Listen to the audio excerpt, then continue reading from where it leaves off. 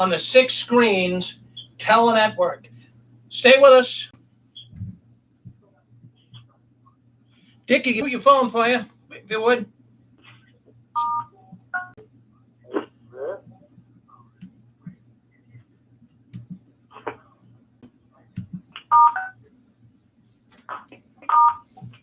Source of precise, reliable, and factual material exposing the Watchtower organization.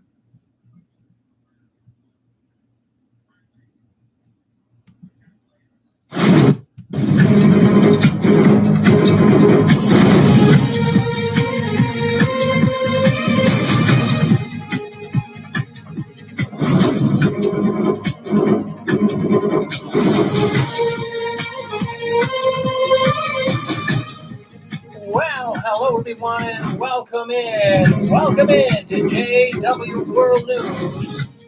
Well, that's the news the Watchtower doesn't want you talking about, but we're going to be talking about it here live tonight. We're going to have people calling in from all over the world voicing their concerns, so we are glad you are with us. Thank you.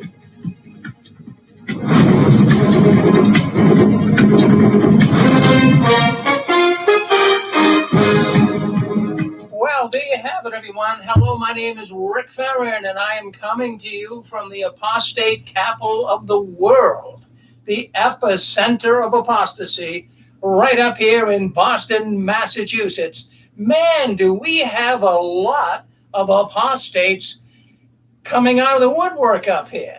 They are leaving Kingdom Halls. They're closing Kingdom Halls down. Friends, this is so wonderful. We have been doing this broadcast for 16 years, but I am so glad to report that we are seeing a major hemorrhage in the Watchtower organization. People are waking up. They're smelling the coffee. They are seeing what's going on. So we're going to be giving you the top stories. Now, those would be the critical stories that are taking place in the Watchtower. That's the stories the Watchtower doesn't want you talking about. Well, I'm so glad you can come in and do the news with us here tonight. And I'm going to give you a telephone number.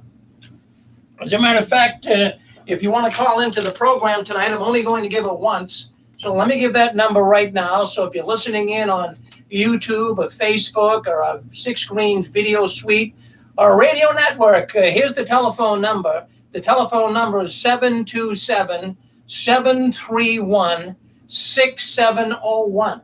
Friends, you don't need a PIN. You do not need a PIN. Dial that number. And all you'll have to do when you come in is hit *6. It'll unmute you, and you can speak up and tell us what your concerns are with the Watchtower organization.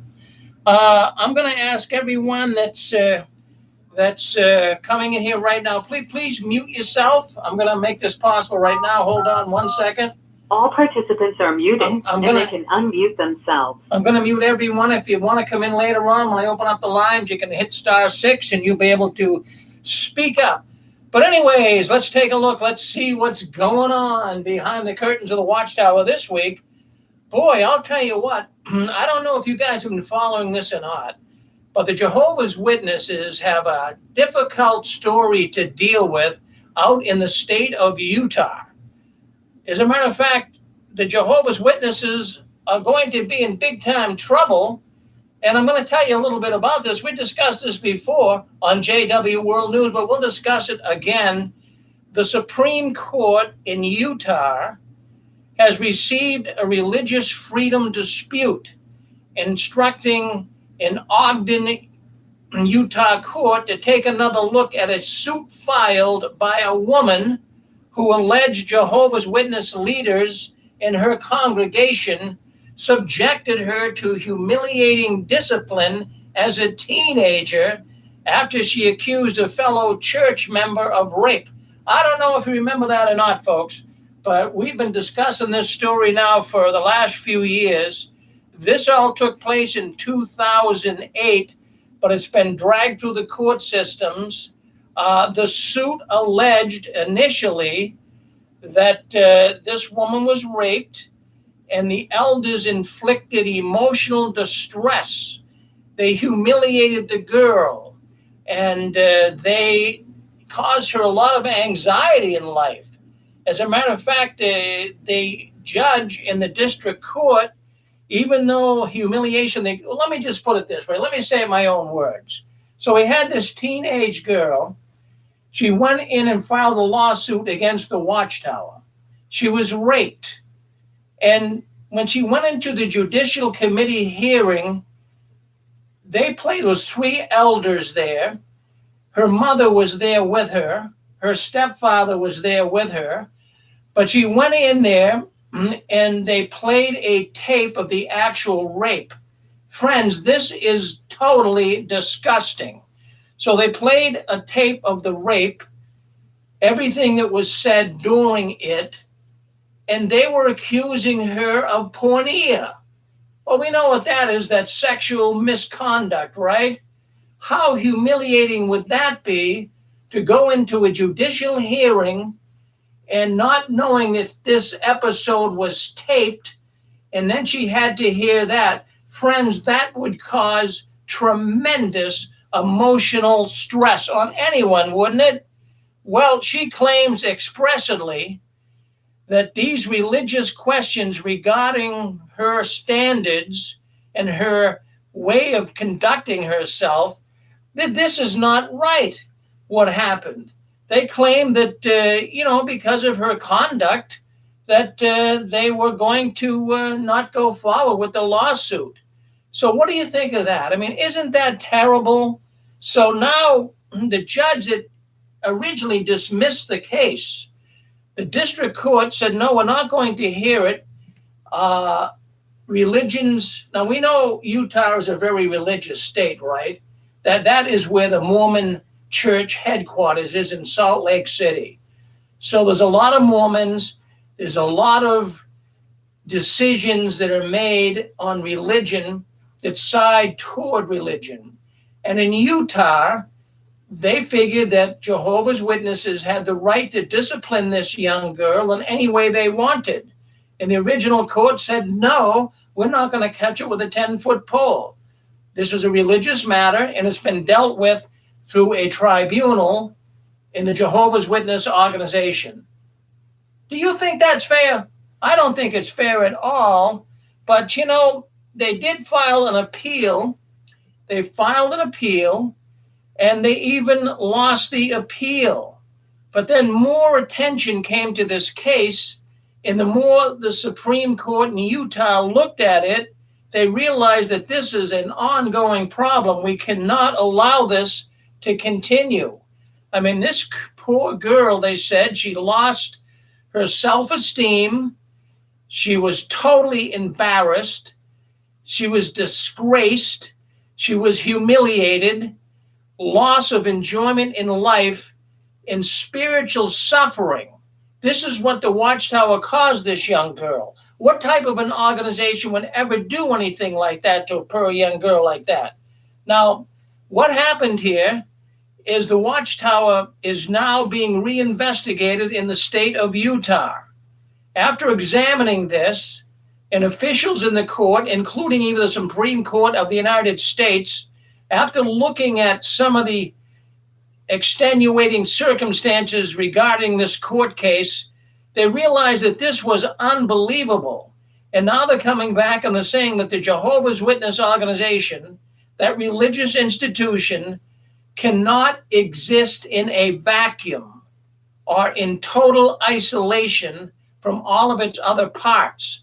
In other words, on the surface, a religion can look pretty good to people. They encourage godliness, wholesomeness. So they have, at least the state recognizes there's good part to religion. But the state of Utah is now saying, wait a minute, there are also bad parts of religion. A religion cannot exist in a vacuum. In other words, nothing can penetrate through their decisions. So now, just this week, it's been announced that they're going to bring this case back to court, and the Watchtower is going to have to answer. I'll tell you, this is great. All of the media they're getting, it's in major newspapers, and anybody reading this story, friends, I have to tell you, they would be disgusted. See, the Watchtower organization it is getting a tarnished image. People are finding out, the court of public opinion, they are finding out about Jehovah's Witnesses. And you know something? Many Jehovah's Witnesses are finding out too. They read papers, they see television programs and news articles. Many, many witnesses are leaving. This conduct by the Watchtower is reprehensible.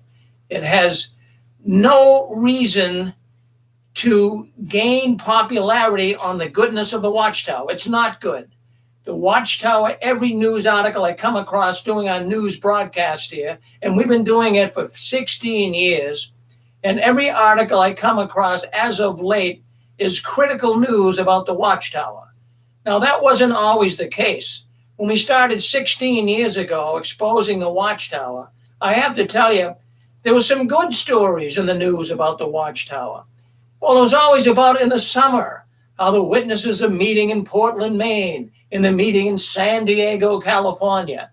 And they would, the news articles would say, wow, the witnesses are coming into town. Our hotels are filled. Our restaurants are booming. They're spending money. No more of that. They're not meeting in conventions like that in person anymore. It's all online. So the only thing coming across the internet concerning Jehovah's Witnesses is all critical, negative, cynical news regarding the Watchtower. I'll tell you that this is going to bring them down. I can't believe that an organization that has the tarnished image that the Watchtower has can continue much longer. You know, I've always said it, friends, the monkey died, the circus is over. The Watchtower's cooked. And that's why we're going to be talking about their media center too. That's going to be coming up on the news tonight. And we've got to stop this. We're going to be talking in depth about that media center. So stay with us. I want to thank you all for coming into JW World News. Man, I'm telling you, it's just amazing to me how many people have been listening in to our news broadcast on our radio network, on our telephone line. We're really glad to have you all. This is my favorite night of the week, friends. This is when I really get pumped up. This is when I really put the pedal to the metal. I love being an activist, exposing one of the most dangerous organizations on the planet. And you say, well, Rick, why do you say the Watchtower is dangerous? I'm going to also include another adjective. Not only are they dangerous, they're also destructive. This organization, when you join it, you do not realize the problems that you're going to encounter. Your family could be broken up. You could receive all kinds of problems, shunning, dying from refusing blood. It's a destructive organization. You're on with us. Go ahead. Let's hear what you have to say. Go ahead, Chewy. Hey, this is Chewy. Yeah. You talk about being destructive. I was over at a friend's house, best friend. I was in his wedding. He was in my wedding. I asked him how his son was doing. And he said, I don't know. I ain't talked with him in 2 years. Because he's his fellowship. Yeah. Doesn't have his phone number. He doesn't have anything. He has no idea how he's doing. You talk about having no natural affection. That's the epitome of having no natural affection. I went to another Zoom funeral this afternoon with the witnesses, and I had a son on there. His grandma passed away. She had a big family. She was right up there with Mom. Man, she's like baptized in like 63. Lived on the same street. Our families used to hang out together. We were close, and her son, her grandson, kind of went off the haywire or whatever. He straightened himself out, but he's still not a witness, and he doesn't really believe the way the witnesses do. He goes to a separate church. His parents wouldn't even acknowledge him on the Zoom meeting. Everybody else saying hi to him. Hey, how you doing? How you doing? How you doing? On the Zoom meeting, the parents wouldn't even say hi to him. Didn't even look in his direction. It was awful. So, yep, you're right. Well, thank you, Chewy. That's exactly true. And that's why we say they're destructive. And that's why we say they're dangerous. And another thing, if you get in your study cults, let me just throw this out at the audience. There's plenty of cults. There's all kinds of cults. There's religious cults. There's business cults. There's cults that aren't dangerous. There's hospital cults. There's stock cults. There's a lot of different cults. But let me tell you something. In examining and researching cult activity, the most dangerous cults are the Christian cults. And they play on people's minds, just like the Watchtower does.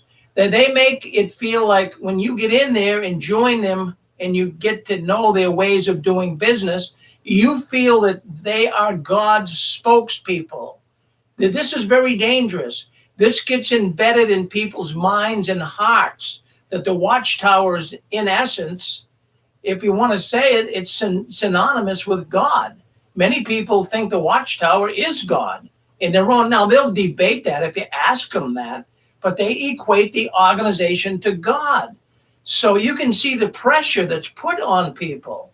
So a Christian cult who portrays this idea of, we are God's spokespeople can really mess people's minds up. It can make them feel so guilty. They don't know what to do if they ever left. They're leaving God's organization. Now, there are other cults that aren't dangerous.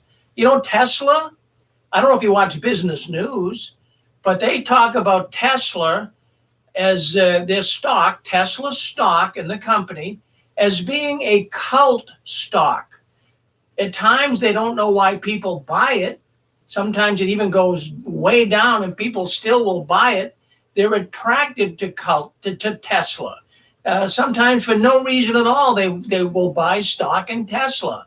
And there's many stocks that are called cult stocks. And another thing too, Harley riders, those Harley riders that drive those big motorcycle Harleys, and they have the long hair and the beard, and they got tattoos and nose rings and bandanas. That's like a cult too, but they're not dangerous. They're not dangerous. They might look dangerous, but they're not dangerous. They're not messing up people's lives. But the Watchtower, a Christian cult, really is the most dangerous because you feel that you are attached closer to God. And when you leave, you just don't have anywhere to go because that was the so-called truth. Well, anyways, you're on JW World News, the Watchtower doesn't want you talking about, but we're talking about it here, right here. We do it every Saturday night. So why don't you join us every Saturday night? I think you'll find it really, really fascinating. Friends, I get information from a man who goes by the name Atlantis. Now, he's an insider. He is an insider at the Jehovah's Witness Watchtower organization. I don't know what position he serves in, but he sends me, along with other apostates, activists, he sends information, I'm sure, to Mike and Kimmy and John Cedars and others. But I thank him for sending me information. And we get these announcements. When we were in the Kingdom Hall, every week we went to the midweek meeting. And in the service meeting, they would always come up with announcements and reminders, right? And we'd all look forward to, what's new from the Watchtower? Well, let me tell you, there's an announcement that came across this week. In fact, it was issued for June 1st, 2021. It's a strange announcement, but it's basically for all elders in Canada. And it says, concerning judicial matters, this announcement replaces previous direction regarding the need to hold all judicial matters in abeyance. In other words, up till now, because of the COVID-19 pandemic, judicial matters have been held in abeyance. Well, abeyance is it's been put on, kind of like on hold. We'll get to it when we can. All of these judicial matters were suspended. Obviously, during COVID, nobody was meeting anywhere to do this. Unless it was really severe, they would just fellowship you on Zoom.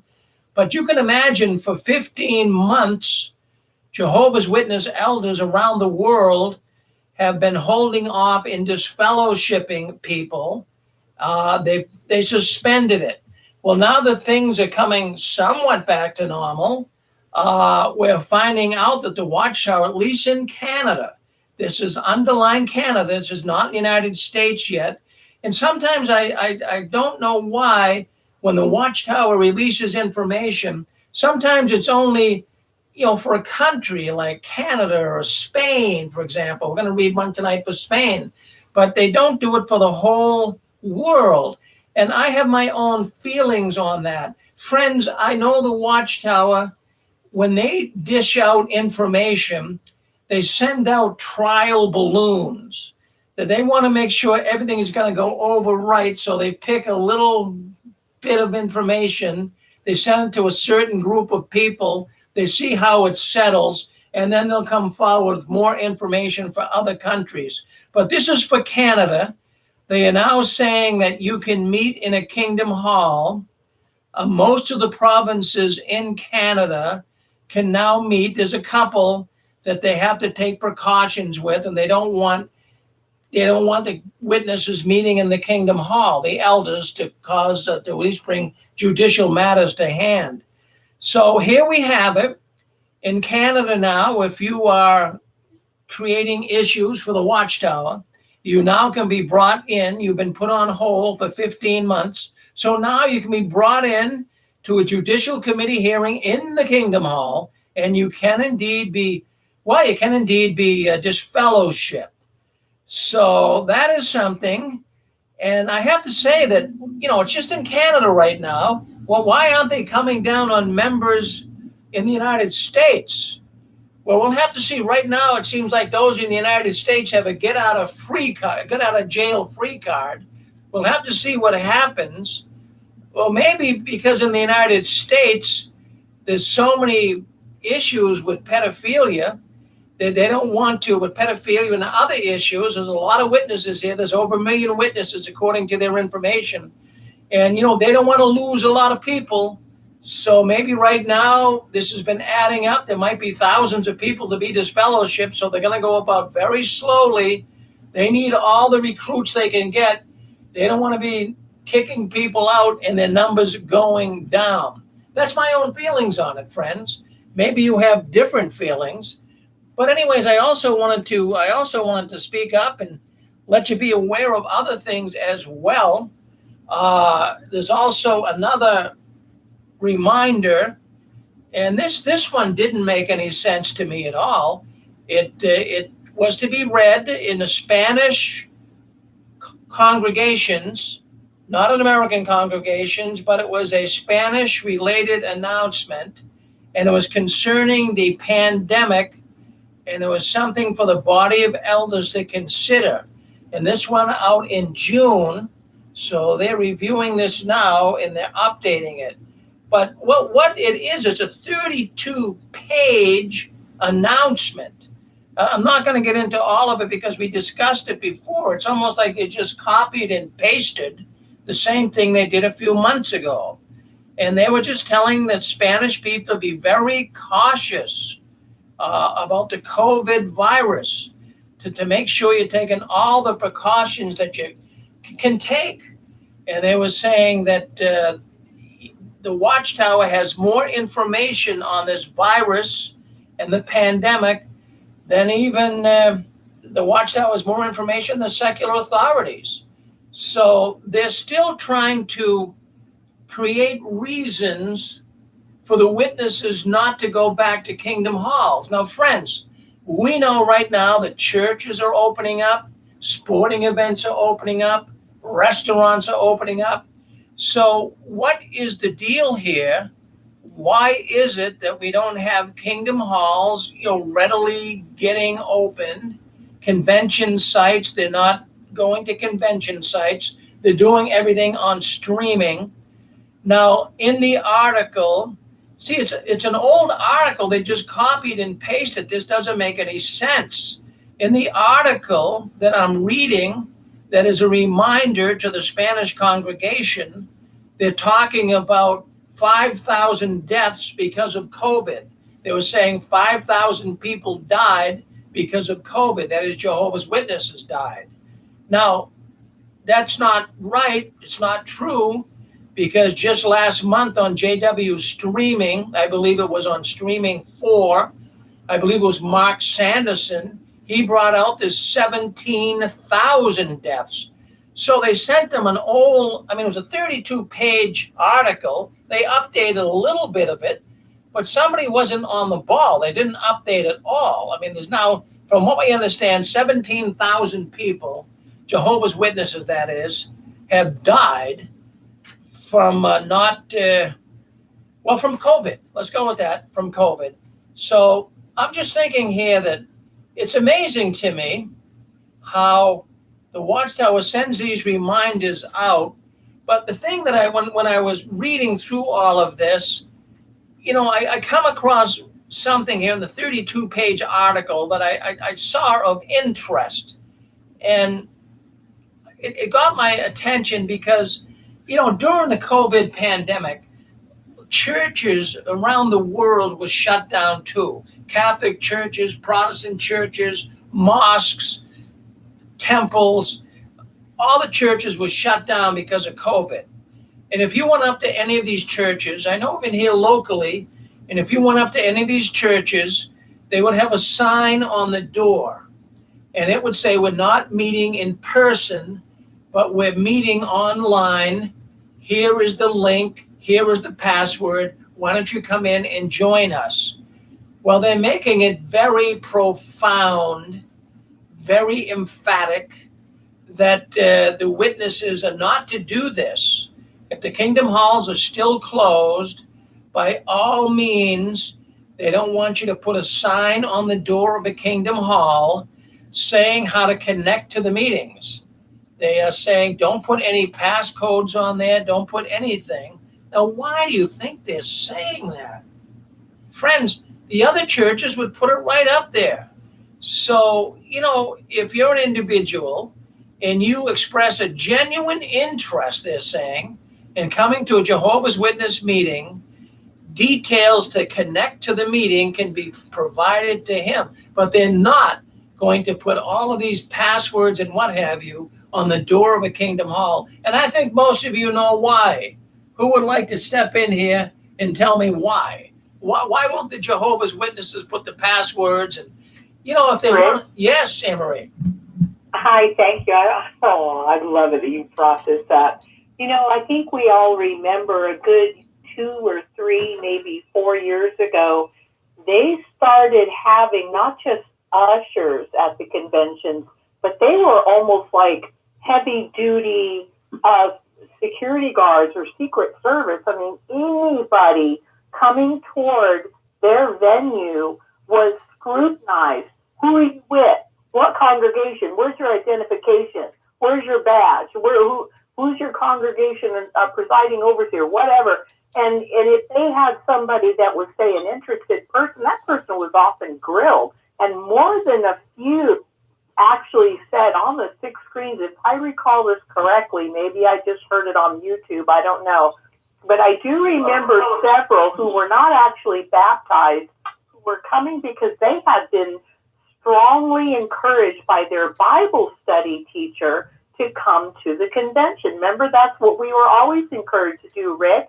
As witnesses, we were encouraged to strongly encourage your study to come to the convention. We want to move them along toward baptism. And so many were being treated so badly, followed around, telling other people, watch them, telling them maybe you should leave, where's your card? They were scrutinizing them terribly.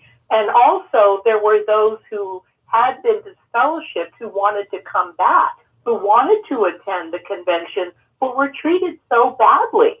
And it's like they're so secretive. They're acting like it's some special club, but it's really not. They don't want what they really are about, what they're really saying, what they're really teaching to get out. Otherwise, we'd have a whole new show on the 6 screen Saturday, Rick. Thank you. Well, there you go, Anne-Marie. I'm with you 100%. My goodness, good comment. Well, we get more people. Yes, go ahead, Randy. Yeah, I agree with Anne Marie. I think that's the big thing. They don't want other people to know the twisted doctrines and the evil practices that they're doing, and they're showboating there in their meetings. So they just really careful about who they got in. But I asked this same question that you just asked about why they put that don't give out the code, don't put it on the signs in the Kingdom Hall, don't put it on your answering machines. I asked that in several Jehovah's Witness sites, and you know what they tell me? They're telling me that, we do that so we don't get disruptions, because those apostates are trying to disrupt our meetings. And I mean, I came back with several things. I'm like, you mean kind of like having a big loudspeaker going on while people's having services and their family time and stuff? You mean disrupting like that? Because you remember that's how Jehovah's Witnesses did. But one guy, he told me, or I told him, I said, I understand how ones came in, protesters came in or gave their testimonies inside Kingdom Halls, ones that had been hurt. But I said, here, this is different with Zoom. The Zoom host can control and turn off microphones and cameras. He can turn that off.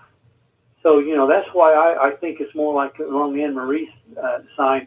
He came back with the zinger, though. He come back, he said, well, it's just not microphones and cameras.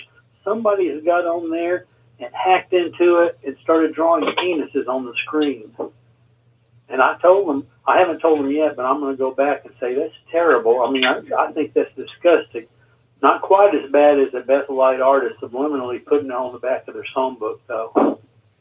Here you go. Isn't that something, Randy, huh? But I mean, the witnesses are scared to death. And I think that's one of the reasons, too, why they're dragging their feet, opening up Kingdom Halls once again. And even convention centers. They know darn well they have hurt so many people. And, of course, the Kingdom Hall crashes have come out. The protesters have come out. So this has got them frightened. They're saying, wow, when we go back, we're going to have to deal with some monumental issues. So thank you, Randy, for checking in with us. Wow, you're on. Yes, Chewy, go ahead. Hey, I got a question for Randy. Randy, you still there? Yeah, I'm here. Hey, remember that molestation case over in McAllister? Was that the one that was on oxygen? Yeah, Ronnie Lawrence. Right. Okay, they got another one. Kim and Mikey, on one of their latest videos, they got another one in the same hall. It's a different case, but it's the McAllister hall. I got the court document. Different pedophile, different molester? Yes. What's his name? Oh, shoot, I ain't got my iPad on me. I could probably text it to you. I got your number. Just shoot it to me. Yeah, I'll take a picture of it tonight and show it. But I got the actual court document. They're filing another case and indicting just what they said in Zalkin, the same thing. I'm not surprised because that pedophile that was disfellowshipped, there was another elder going around after they were disfellowshipped. He was seen having dinner with this pedophile out, at a restaurant. I mean, here you're not even supposed to be associating with a disfellowship person, and they're hanging together. I just said, well, birds of a feather is probably hanging together. Yeah. Okay, I was just curious about that. I thought that was the same hall. I didn't know. Hey, Rick, your wife's still going, right, Chewy? Yeah, she's still going. It's supposed to. Find out for. I heard a rumor, and you can probably have her tell you, but either tomorrow. It's going to be tomorrow, or it might be next week. But they're telling everybody to be there because a special announcement is going to be made about the Kingdom Halls. Have you heard that? Oh, really? No, I haven't heard that. Wow. It's just a rumor, so I don't know if that's anything true to it or not. Yeah. Well, one thing I do want to comment because I got to go.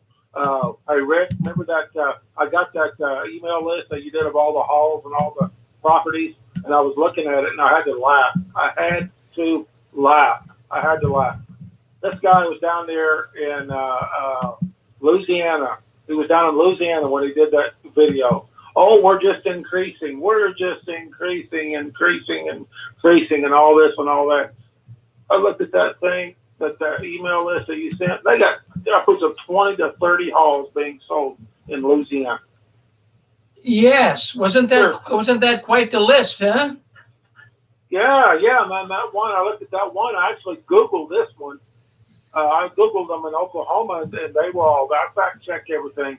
But that one, that big one that Anne Marie was talking about, the one where her mom lives there, out there in Honolulu. Yeah. That on the list, it was $7.6 million, and it had out to the side. It said Assembly Hall with 5 Kingdom Halls that met there, 5 congregations that met there. All right, I Googled it, and I put in the Jehovah's Witness, and then I Googled the address, and it had a picture of the Assembly Hall. It took you to that place on Google or wherever. Then you put it in there, and you put it in there without Jehovah's Witnesses.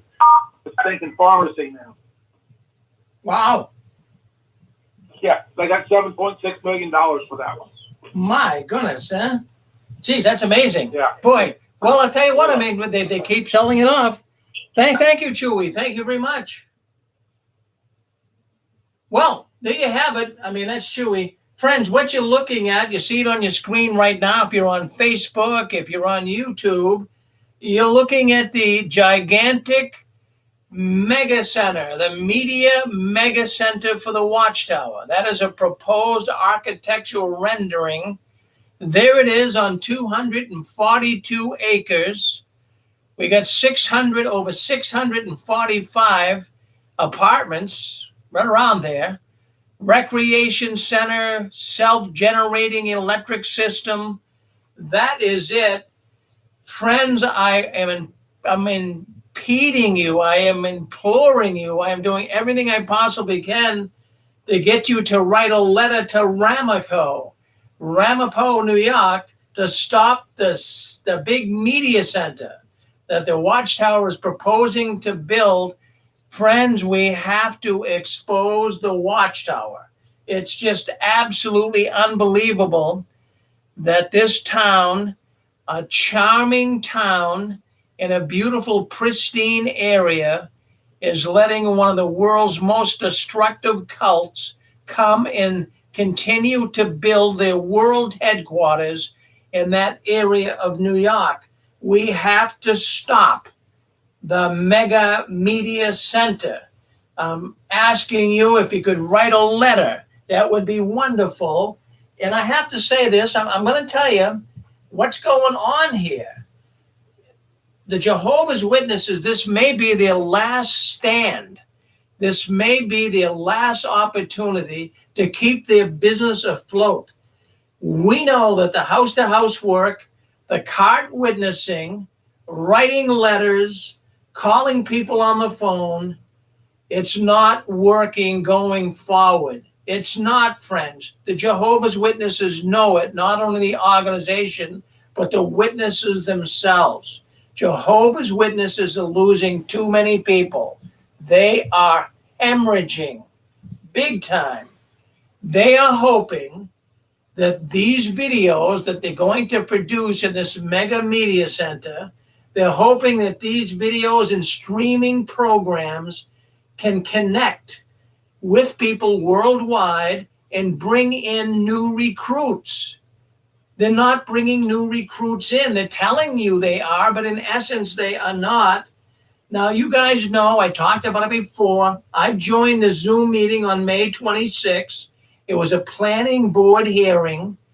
I did all the necessary things I had to be able to join in on Zoom. They sent me the passwords. I came in. I wanted to voice my concerns about the Watchtower. I wanted people to know in RAMAPO and the surrounding areas how dangerous the Watchtower is. The people up there have no clue how dangerous the Watchtower is. So I wanted to alert the people on that Zoom meeting on May 26th, but you guys know what happened. I was shut down. But I called the planning board the next day.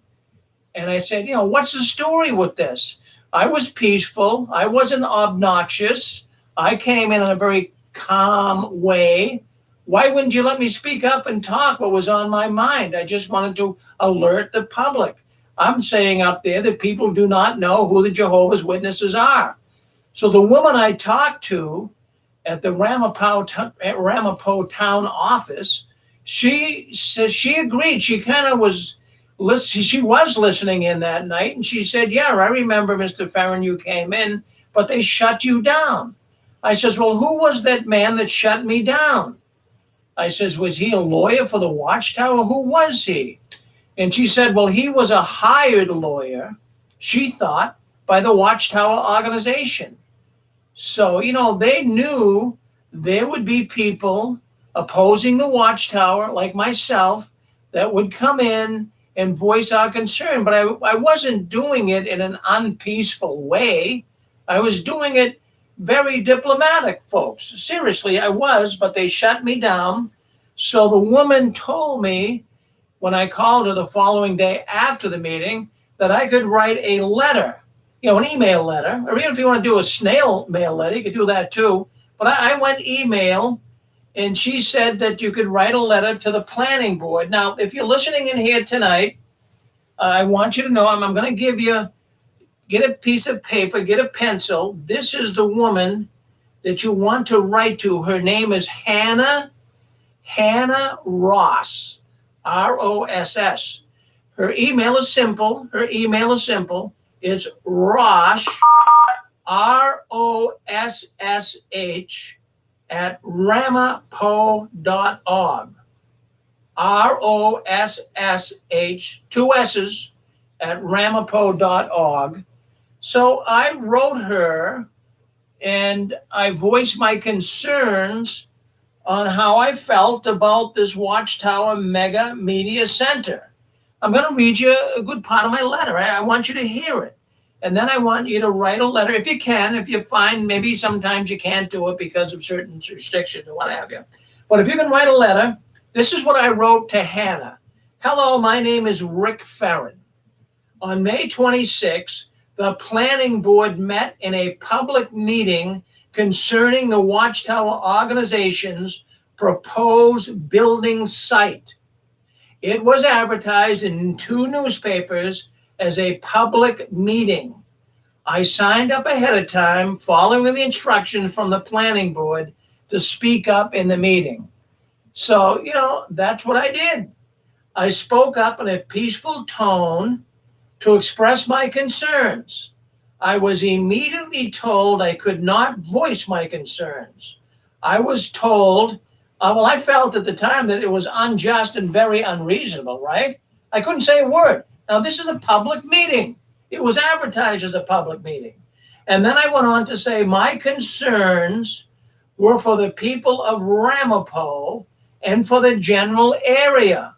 I have relatives that live in the area, and I felt it was necessary for me to speak up and share some information about who the Watchtower is and the tarnished reputation they have. Well, you'll agree with me, right? They do have a tarnished reputation. I'm not saying anything here that's not true. And then it goes on, I went on my letter to say the Watchtower organization is currently in the news worldwide for their covering up of sexual child abuse. I'm not exaggerating. I'm not embellishing. This is truthful. Then I said that thousands of children have been sexually abused. Countless lawsuits and out-of-court settlements are taking place. The Watchtower has a secret database of thousands of known child molesters and will not release it to authorities. Am I saying anything here that's not true? Would you say that Rick Ferrin is embellishing this? I would say no, and I know that you would agree with me. The Watchtower is being exposed worldwide, I wrote to Hannah, and people are connecting Watchtower, Jehovah's Witnesses, with pedophilia and child abuse. Yes.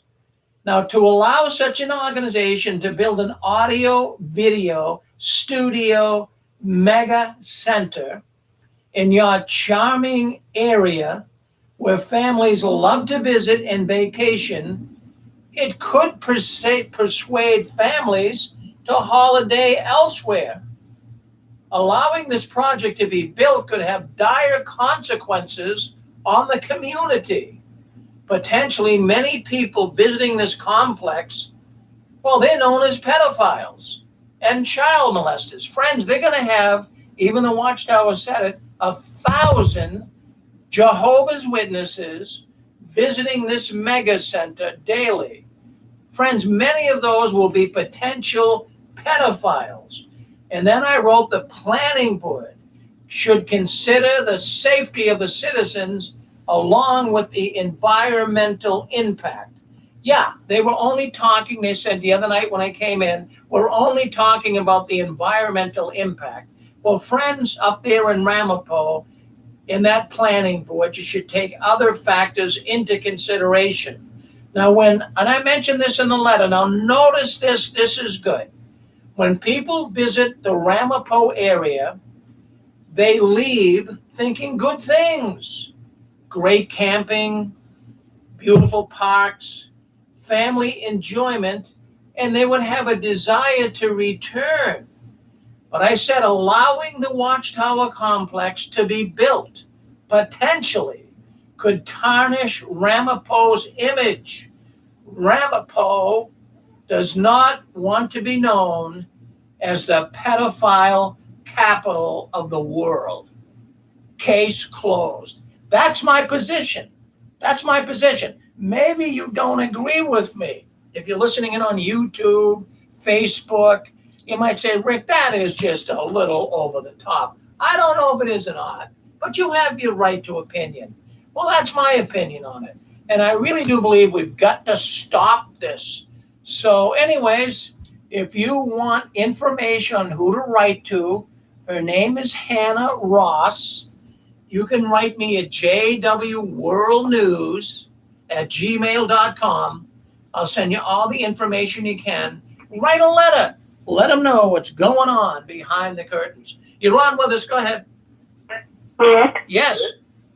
Oh, go ahead. Let the gentleman talk.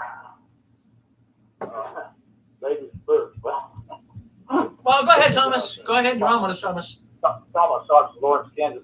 Yeah, I just did you say anything about the shunning or the blood doctrine or anything like that? No, I didn't. I didn't want to overload the donkey. I figured, I just focused on one subject. But we have, I got a woman. She wrote a letter. She sent it to me. And these other concerns, she brought up the contamination problems. So other people writing other concerns. But if I unloaded all of my barrels, I might not have got the attention. You know what I mean? Right. That makes sense. I'm glad you did it that way. I don't mean to change the subject real quick. I'm just curious if you were aware about that 12-year-old boy that committed suicide over a year ago and how the witnesses accused the aunt of being a liar. And she proved it. They got egg on their faces, proved it wrong, and showed the coroner's report how he committed suicide. It wasn't like the JW said. Well, can you tell us a little more about it? Do you have some more information? Yeah, I sent you a link on your messenger. Anyway, she posted on Facebook just the other day, and it's very, very clear. It shows the actual proof of coroner's report. It showed that he had taken a tie, like maybe from his suit at the Kingdom Hall, and he put it around something in the closet, and it cut off his hair. And they didn't see him until about 2 hours later. By the time they found him, he was purple. It was already too late. They couldn't revive him. But they were trying to say, Jehovah's Witnesses, elders, and all of them, that it was a matter of something he was born with, some sort of a heart problem. But it was far, far from being the truth. And she was able to get egg on their faces and prove them a big, fat, old, blatant liars, because it was a definite suicide, and she had the burden of proof. So I bet that really silenced was good. But I just thought that was kind of interesting. Very, very sad. Very, very sad about this 12-year-old boy. Hardly lived his life. His JW dad was very abusive to him, and the way they treated that aunt was horrible. She never really had much of a relationship with him because she didn't want to be a Jehovah's Witness. But I was so glad that she really came to his run and stood up for him. I thought that was outstanding. Well, thank you. Thank you, Thomas, for sharing that with us. And we know there's a lot of suicides that go on in this silly organization. They push so many people to the brink. Thank you, Thomas. You bet. Anne-Marie, you're on with us. Go ahead, Anne-Marie. Hi, thank you. Rick, I just want to applaud you for you to be so, you're amazing. You pointed the dart right to the bullseye of the target of why those people should not allow Watchtower to build that media center, because you're going from their point of view, from their point of reference. They don't understand the evil of Watchtower. And it's just like Paul said, when you're with the Romans and you're talking with the Romans, if you want them to understand what you're saying, you have to get on the page that they're on, or they're not going to get it. We can imagine Watchtower representatives planted a lot of little juicy, oh, you better watch out for these wicked apostates. We have a lot of ex-members that they have like nothing better than to go around and spread lies, and a lot of them know about this thing that we're proposing, and they like nothing better. They're just a bunch of troublemakers. Watch out for them. We can understand. But what you did, I applaud you so much. You told these people, you have to see it this way, or you're going to write or whatever. But to point out, you got to understand something. Watchtower obviously is using their beautiful scenery, their beautiful location, their beautiful, their ambiance. You know, everybody knows, oh, this is a great place to live. Everybody's happy. Everything's lovely. It's all hearts and flowers. And they like to present that image about themselves. So they're kind of using these people and, oh, we're going to do this and we're going to bring that and it's going to be great. But no, the reality is this is a whitewashed grave with a bunch of sewage underneath. And you need to see it for what it is. Because once they are there, established in that place, it will tear down everything and everybody. I'm sorry, Rick. This is just so beyond my imagination, because I still remember Johnny the Bethelite talking about what he and a few of his friends at Bethel had discovered, that on the dark web, in the deep dark web, way down in the gutter, in the subterranean of the web, that they discovered that the governing body and a lot of people they were affiliated with were doing a lot of evil things with child pornography, ring, pedophilia. It was really, really bad. And that was the last time we heard him. Thank you, Rick. Well, there you have it, Anne Marie. No, thank you for your good, kind comments there. And, you know, we got to really stop and think about this. It's a beautiful, charming area. And like anything, let's just kind of use some illustrations here so people can get the major thrust of what I'm talking about. Let's go with Jeffrey Epstein. You know, he wasn't a good man. He was a known pedophile, a real creep. He was put in a prison or a jail, at least in New York somewhere. And then they said that he committed suicide. But, you know, most people believe he was murdered. But that's beside the point. But the point I want to make here, Charles Manson was a bad person, too. And the prison that he was put into, or the prison that Jeffrey Epstein would be put into, every time a person went by that prison, whatever town it was in, they would say, that's where Epstein is. That's the prison that Charles Manson's in. And you'd get a bad reputation. You really, really would, well, whether you want it or not. So you got this pristine area up in New York where, you know, I was up there. And I've spent a number of days up there protesting back in 2016. I visited with Susan on another occasion. And I have to tell you, really, it's a beautiful area. And for the Watchtower to set up not only their world headquarters up there in Orange County, but a mile and a half away, this mega media center, man, it's a large complex. And, you know, people go up there with families camping. It's a beautiful area for camping and vacationing. But there's going to be families when they realize the Watchtower is there and the Watchtower is bringing all of these visitors in that are known pedophiles, they're going to look elsewhere. That's how it works.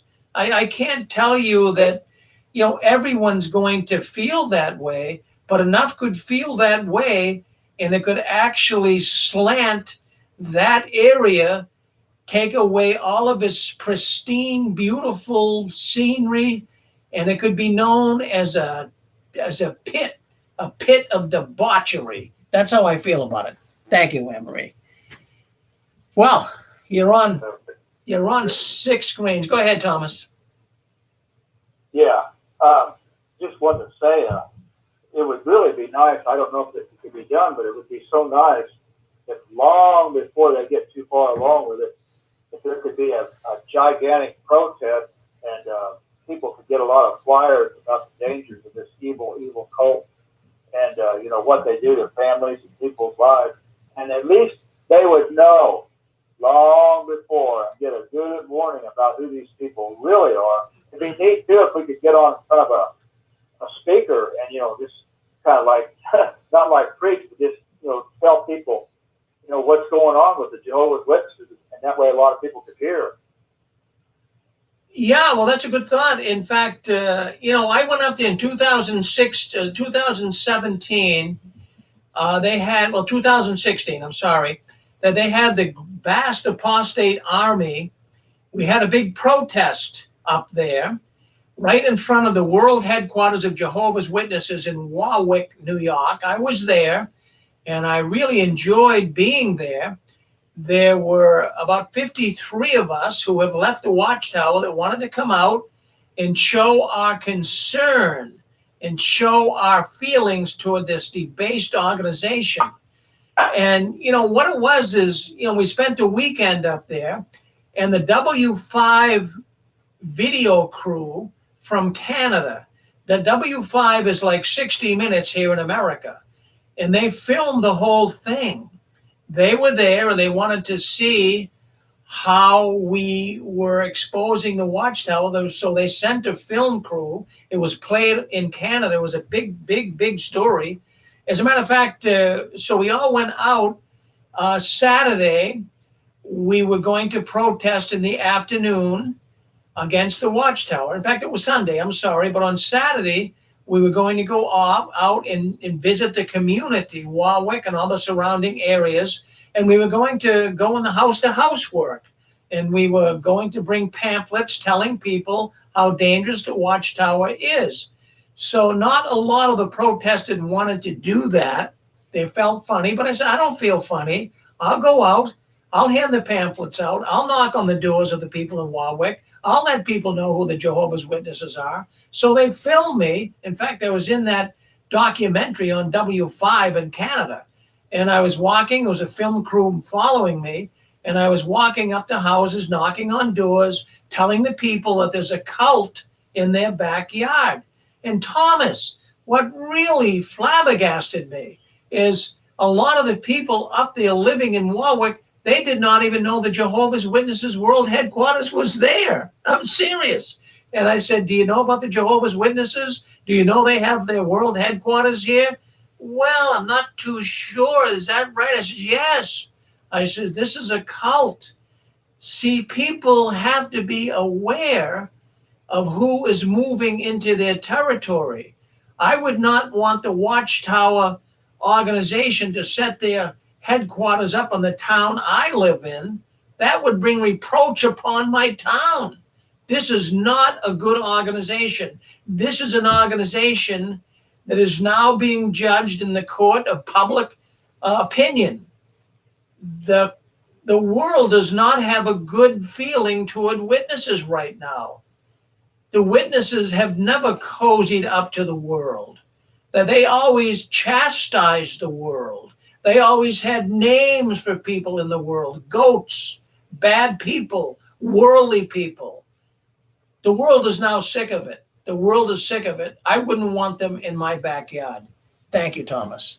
Well, you're on JW World News. That's the news. The Watchtower doesn't want you talking about. Friends, I know. You're probably listening in. Geez, Rick, will you cut these guys some slack? No, I'm not going to cut them slack. This is an evil organization.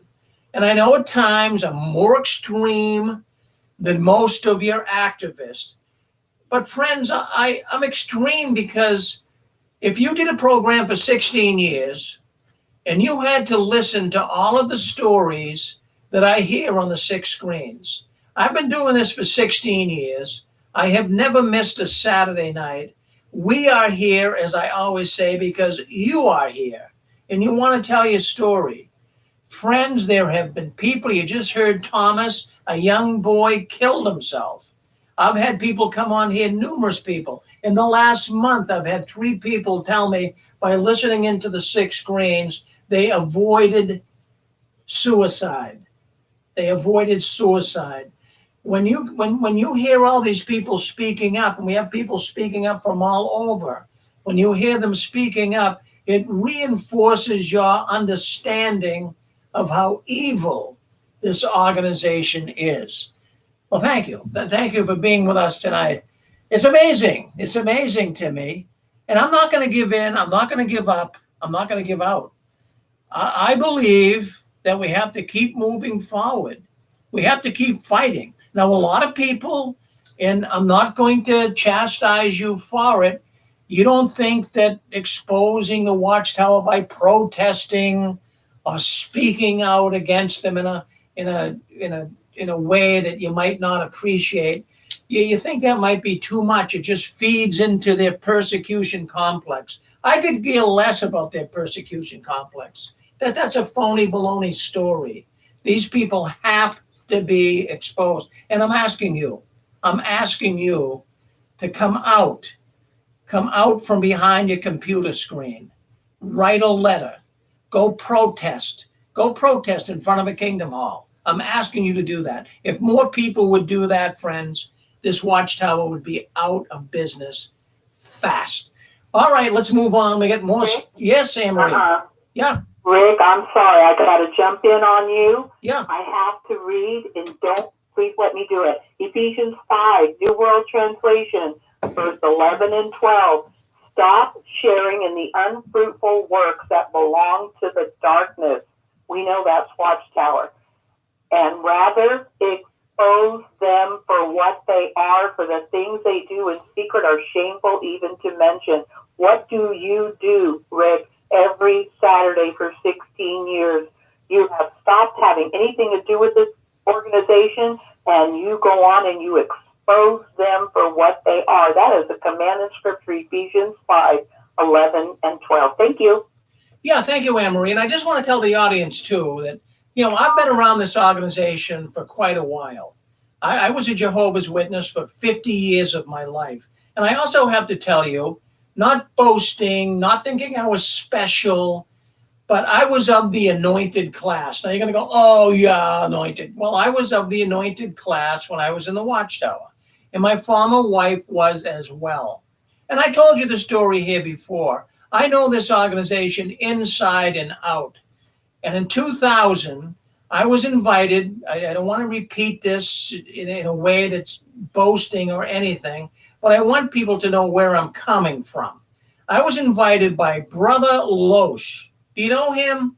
He's a governing body member to this day at the Watchtower Society in New York. He invited me personally to come down to New York, to Brooklyn, when they were still there in the year 2000. I came down there with my former wife. Her name was Inez.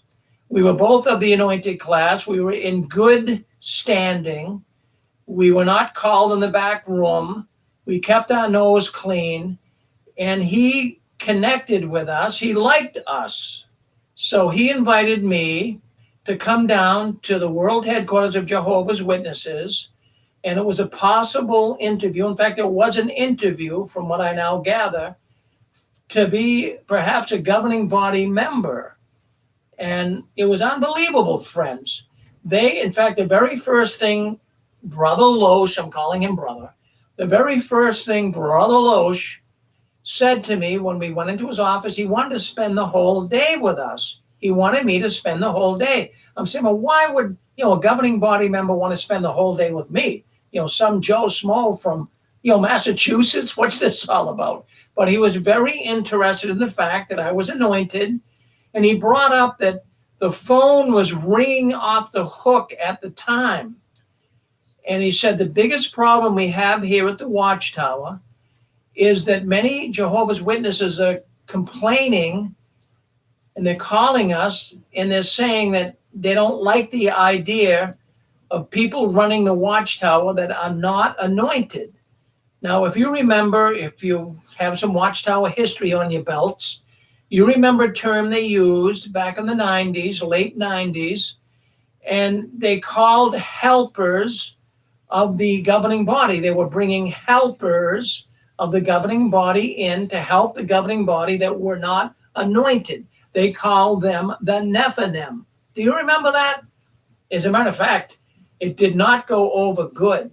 Now, Nephilim, you got to go all the way back to building the temple in Israel. And what they did, there were Israelites back then that were not real Israelites, but they joined in, and they were carriers of beams and wood and construction people to help build the temple, but they were not Israelites. So they were called the Nephilim. So consequently, they were bringing the so-called Nephilim to help the governing body. I'm not going to beat you to death on this story, but that's why they invited me down. They were looking for new governing body members. There were 4 people that day that were being interviewed. I was one of them. Friends, that's when I got a real look at who the Watchtower organization is. That's when I said, this isn't a religion. This is nothing more than a business masquerading as a religion. So, I go back a while, and, when I first started in activism, there wasn't a whole lot of people. Today, I'm so glad that we have so many people that are joining forces. Even Randy, he was just on. He does videos. He exposes the witnesses. Anne-Marie comes on here with her program. She exposes the witnesses. Dick Borgie. You got John Cedars. You got Mark O'Donnell, Kim and Mikey. I applaud all of these people. All of these people that are exposing the Watchtower, the more the better. I say that we have to all join forces and continue to do this because, friends, it is really doing a job on them. All of us and all those people on YouTube, Critical Thinker and all of these YouTube people, Watchtower Escape, they're all doing a wonderful job, and I applaud them all. So let's keep it up. Let's keep this activism up. Let's keep going after the Watchtower full force. I believe we can make a difference. Well, anyways, you're on JW World News. My goodness, we have a lot to talk about here tonight. So let's talk about some other things that are going on behind the curtains. What's really amazing to me is Jehovah's Witnesses are hemorrhaging, but yet at the same time, they want to give you this feeling that they're growing, and that is not true. And the reason why they have to do that, now I want you to think about this. If the Watchtower can cover up pedophilia and they can just sweep that under the carpet, do you think a little lie here or there would hurt them? Do you think a little bit of lies here or there is going to affect their conscience? Absolutely not. So I want you to realize that. They're going to tell you the Watchtower is growing. They're going to tell you that it's just amazing what's going on, and more people are coming to grips with Jehovah's Witnesses and want to join. That's baloney. That's all baloney. That's not happening. Don't listen to that propaganda. That's not happening. They're hemorrhaging right now. They are hemorrhaging big time. In fact, there's an article now. I talked about this in the last couple of months. There was all kinds of thoughts on the Awake magazine. What you do is when you do Jehovah's Witness World News, sometimes it's very hard to make sense out of nonsense. And that's exactly what I find myself doing when I do this news every week, that some things don't make sense to me. Now, it came across from a number of forums online, including Reddit, that you guys listen to and perhaps even post in there. But it came across that the Awake magazine was going to disappear. They weren't going to do it anymore. And also it came across in other forums that the Awake was going away. But now all of a sudden, we see an Awake magazine for the year 2021. My goodness.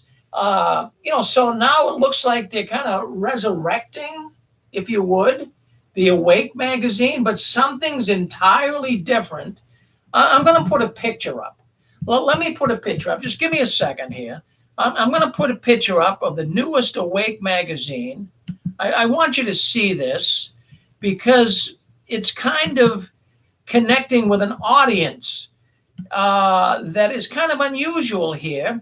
But I know why they're doing it. I'm going to give you my feelings on it. So let me get in here. Let me just get this up so you can see it. Just give me a second. It takes me a little while here sometimes to bring things in. But let me get here. Let me get the article up. And we'll see if you guys can see it. If you're on Facebook, you'll see it. This is the new Awake magazine for 2020. And let me just go in here and get it. Just give me a second. I got so many images here.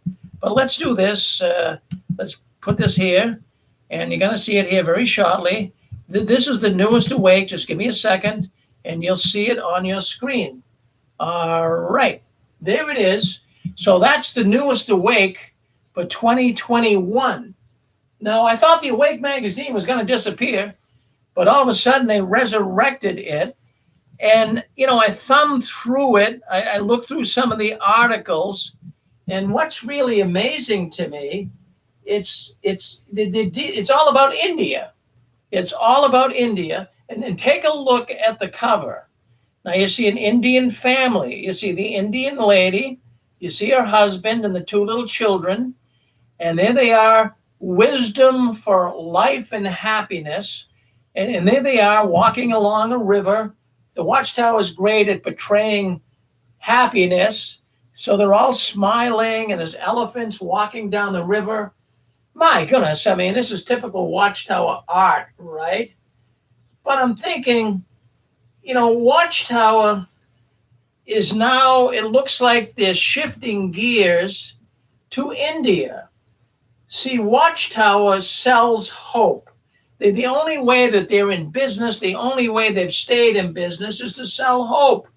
The whole purpose of the Jehovah's Witness ministry is to sell hope, and hope that selling of the hope will recruit new membership. So now they are going after the Indian people. They know that membership equals a paycheck for them. So the more members they can bring in, the more money they can bring in. So what I see here is this article. All of the articles in this Awake for 2021 deal with India. Every one of them. It's unbelievable. I could show you some more pictures, but I'm not even going to do it. I mean, just take my word for it. It's all about India. So the message here of the Awake magazine to the Indian people, they're hoping it will motivate them to listen in more, to attract themselves to the witness work. Now, why are they going after the Indian people? Friends, I have to say this, and you guys know it. Sometimes I feel like I'm preaching to the choir. I'm not. I know you guys know it already. What does a cult look for? How do you recruit people into a cult? I mean, let's get real. You're not going to go out in the richest neighborhood in town where the houses are selling for $1 million, beautiful cars in the driveway. You're not going to go out and knock on doors and bring those people into the Watchtower. They don't need the Watchtower. Who needs the Watchtower are people that are having a lot of problems in their life. And as of late, the Indian people, and God bless them all, they have been experiencing tremendous problems with COVID. People are dying in the streets. They have people being cremated in the streets, but that's not unusual. Don't take it to the bank and cash it. They've always cremated people in the streets. It's part of their Hindu activity. But the Watchtower knows right now that India is suffering. The people are suffering. They're sad. They're losing people, their loved ones, their fathers, their mothers. And now this is an excellent chance for the Watchtower to swoop in and try to gain some Indian recruits. But I'm thinking, then I got thinking, well, wait a minute. Is this really just for the country of India? Then I got thinking, no, it's not. Right here, I live in Tewksbury, Massachusetts. It's 20 miles north of Boston. 2 towns over is Burlington, Massachusetts. You should see the community of Indian people in Burlington. There are Indian stores where they sell Indian fashion, Indian food, lots of Indian people. And I like the Indian people. I have some neighbors here that are Indian people. They're wonderful people. Now, the Watchtower is going after them. They know that there's many Indian people in America as well that are concerned. They're losing loved ones in their home country. So this whole article in the Awake magazine for 2021 is trying to recruit the Indian people into the Watchtower. So, it's not just a theory, but the Watchtower is doing exactly what cults would do. They are going after the most vulnerable and the most distressed people. Isn't that what cults do? How do you think, Charles Manson went out and got people recruited into his cult? I mean, he was a complete idiot, right? How would he go out and do it? Well, he promised, he went to people that were distressed. People were having trouble. Come with me. I'll give you a place to live. I'll give you hope. And look what he had. He had these people go out and murder people. Terrible. This is what cults do. They try to find the most distressed people. Let's get them into our cult. That's how it works. The Watchtower designed this magazine, this new Awake magazine, to reach the hearts and minds of millions of people in India, also Indian people residing in the United States, and they're doing it all on the backs of COVID and people dying. What do you think about that? I mean, that's heinous. That is totally, totally evil. But isn't that what the Watchtower did? And I want you to stop and think. If you think that I'm totally wrong, and maybe you do, and it's okay if you do, I'm not going to be offended. But if you think I am wrong giving you this information, I want you to stop and think, well, why did you become one of Jehovah's Witnesses? Well, were you at a low point in your life? Were you going through a divorce? Were you having problems with work? Were you having problems with sin of some type? Well, why did you become a Jehovah's Witness? Were you at a low point in your life? You will find if you had a conversation with Jehovah's Witnesses, a good many of them became a witness because they were at a low point in their life. I'm not in any way degrading that. We all enter a low point in our life. There's a lot of reasons why we could enter a low point in our life. But this is what cults do. They smell it out. They sniff it out. And they're going to come after you. Oh, come with me. How do you think some of these young girls get into trafficking and prostitution? How do you think that happens?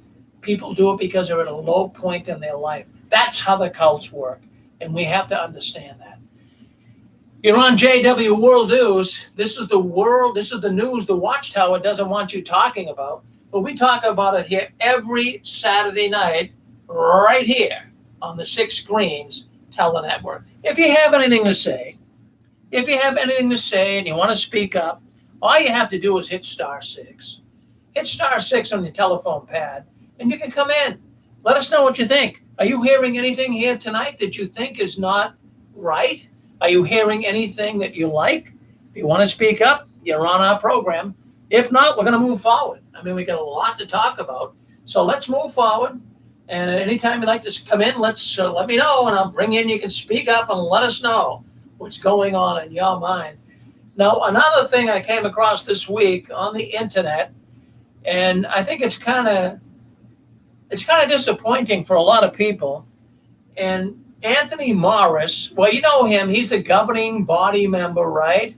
And he was the one that was caught buying all of that expensive scotch up at a liquor store in New York. Can you believe that? He bought $1,000 worth of high-priced scotch, caught on videotape, but he's a governing body member. And so he gave a talk on JW streaming in the last couple of weeks, and he is talking about all of these thousands of Jehovah's Witness language groups and congregations that have been formed by these language groups. He's saying that they're going to be dissolved. Did you catch that?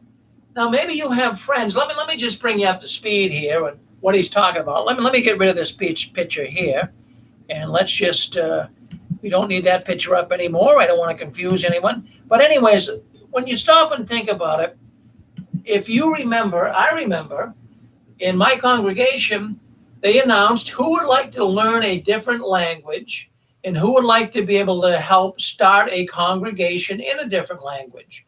And I remember the congregation I was in, this is going back, 15, 20 years ago. And people were saying, oh, yeah, I'd love to learn Chinese. I'd love to learn French.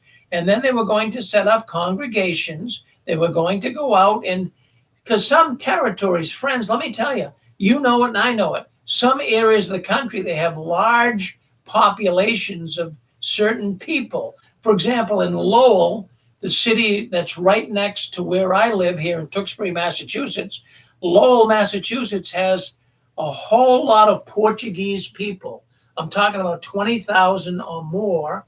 And also they have a large population of Cambodian people.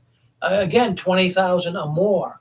So the Watchtower is looking for people to learn the Cambodian language and even learn the Portuguese language, so they could go out and witness to these people in these territories, and then hopefully eventually set up congregations.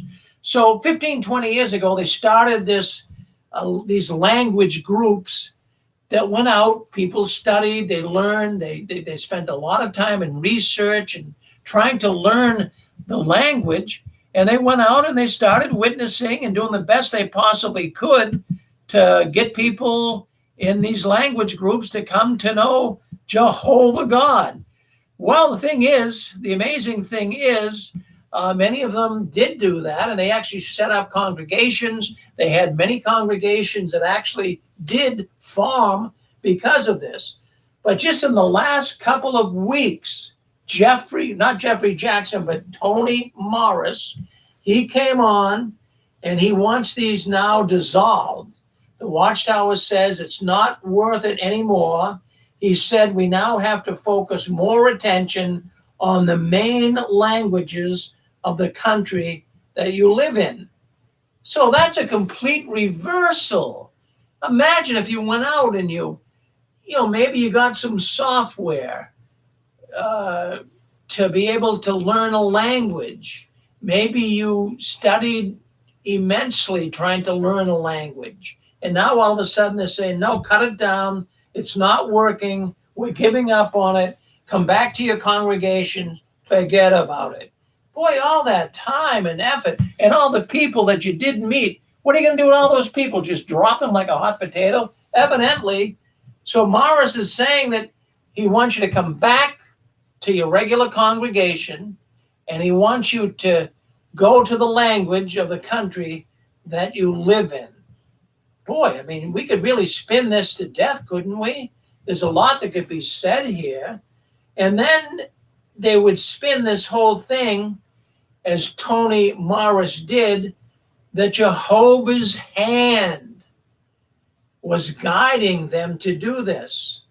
And then Tony said that the congregations have seen an increase in publishers and pioneers since the change. Well, wait a minute. I'm thinking out loud here. No kidding. Of course you'll see an increase when you merge congregations or these language groups in with your home congregation. Of course you're going to see an increase. So, I don't know what the Watchtower is doing here. But I'm thinking that they think everybody's an imbecile. I think that they think people are just stupid as Jehovah's Witnesses. That's not a sign of growth. Merging people from one congregation to another, or having all of these people come back from these different language speaking congregations, and now come together and meet in your home congregation, that is not a sign of growth. It's a way of covering up a lack of growth. Think about that. That's exactly what's going on right now. You're on with us. Go ahead, Anne-Marie. Hi, thank you again for everything you bring out. You know, Watchtower, they're so good. I have to take my hat off to them. You know, they could use this, we concentrated for a while, or we're really putting a lot of effort into helping people with all these languages that needed help. And, that's all good. But you know why they're doing it? Supposedly, playing devil's advocate, this is going to be one of their excuses. Well, Armageddon is just so close. There's just no time anymore to waste on stuff like that. They've all had their chance. Jehovah knows their heart condition. We need to prepare for the final minutes of the final part of the final day. Thank you, Rick. Yeah, they're remarkable. They're remarkable how they can give this appearance of growth when it really isn't growing. But, I don't know if you guys watch business news or not, but I love business news. I'm a businessman myself, and I love watching business news. But, it's so foolish. You have these CEOs come on. Of course, they're trying to get their stock prices built up, and they're going to exaggerate. They're going to say everything they can to make it look like their company's growing when it could be tanking. They want you to buy stock in their company. You're not getting the truth. It reminds me of the Watchtower. I guess you're on with us. Go ahead, Redding, California. Yeah, hey, Rick, this is Lee in Redding. Yes. I have a curiosity question. Yes. You've been talking about how many Kingdom Halls are being put up for sale. I haven't heard anybody mention if there has been any new quick-built Kingdom Halls since January 1st of 2020 until present. What do you know about that? There is none. There is no Kingdom Hall quick bills anywhere that I have found in the last year and a half. There is no, even remodeling of Kingdom Halls has stopped. There is nothing happening as far as building, Lee. I think that's an extremely strong indictment against the whole Watchtower Society that people need to be aware of. The implications are pretty profound relative to that. Just you're a sensible-minded man, and all of the people in our audience are sensible-minded people, and they're listening in here tonight. And when you have an organization that says that they're growing and they're doing everything they can to keep Jehovah's chariot on the move, but at the same time, they're not building any new Kingdom Halls, they're selling Kingdom Halls off, that's not a sign of growth. That's a sign of non-growth. If you're growing, you're building. If you're not building, you're not growing. It's that simple. I think the implications of reopening the Kingdom Halls are pretty dramatic, because if they open the Kingdom Halls and they only have a fraction of the attendance that they had previously, that's going to accentuate the decline dramatically. Without a question, Lee. I mean, what it is see, what happens when we leave the Watchtower. Something happens in our mind that wasn't happening when we were in it. The fog is clear. We can now see, we can now think. We couldn't do that when we were witnesses. So the fog is clearing, we can think straightly. People have gotten a taste of freedom in this last year and a half that they don't I believe a substantial number would not want to resume their former lifestyles. Well, I'm going to tell you, many witnesses, I get letters in here to the 6 Screens on a daily basis. People send me information. And lots of information coming into the 6 Screens deals with a lot of Jehovah's Witnesses right now having anxiety attacks and even panic attacks. They don't like the idea of going back in service. That's frightening them. You know, if you haven't been out for a year and a half, and now you're thinking, geez, maybe we have to go back out again, that's a frightening thing. Not everybody likes to go out in service, Lee. Did you like it?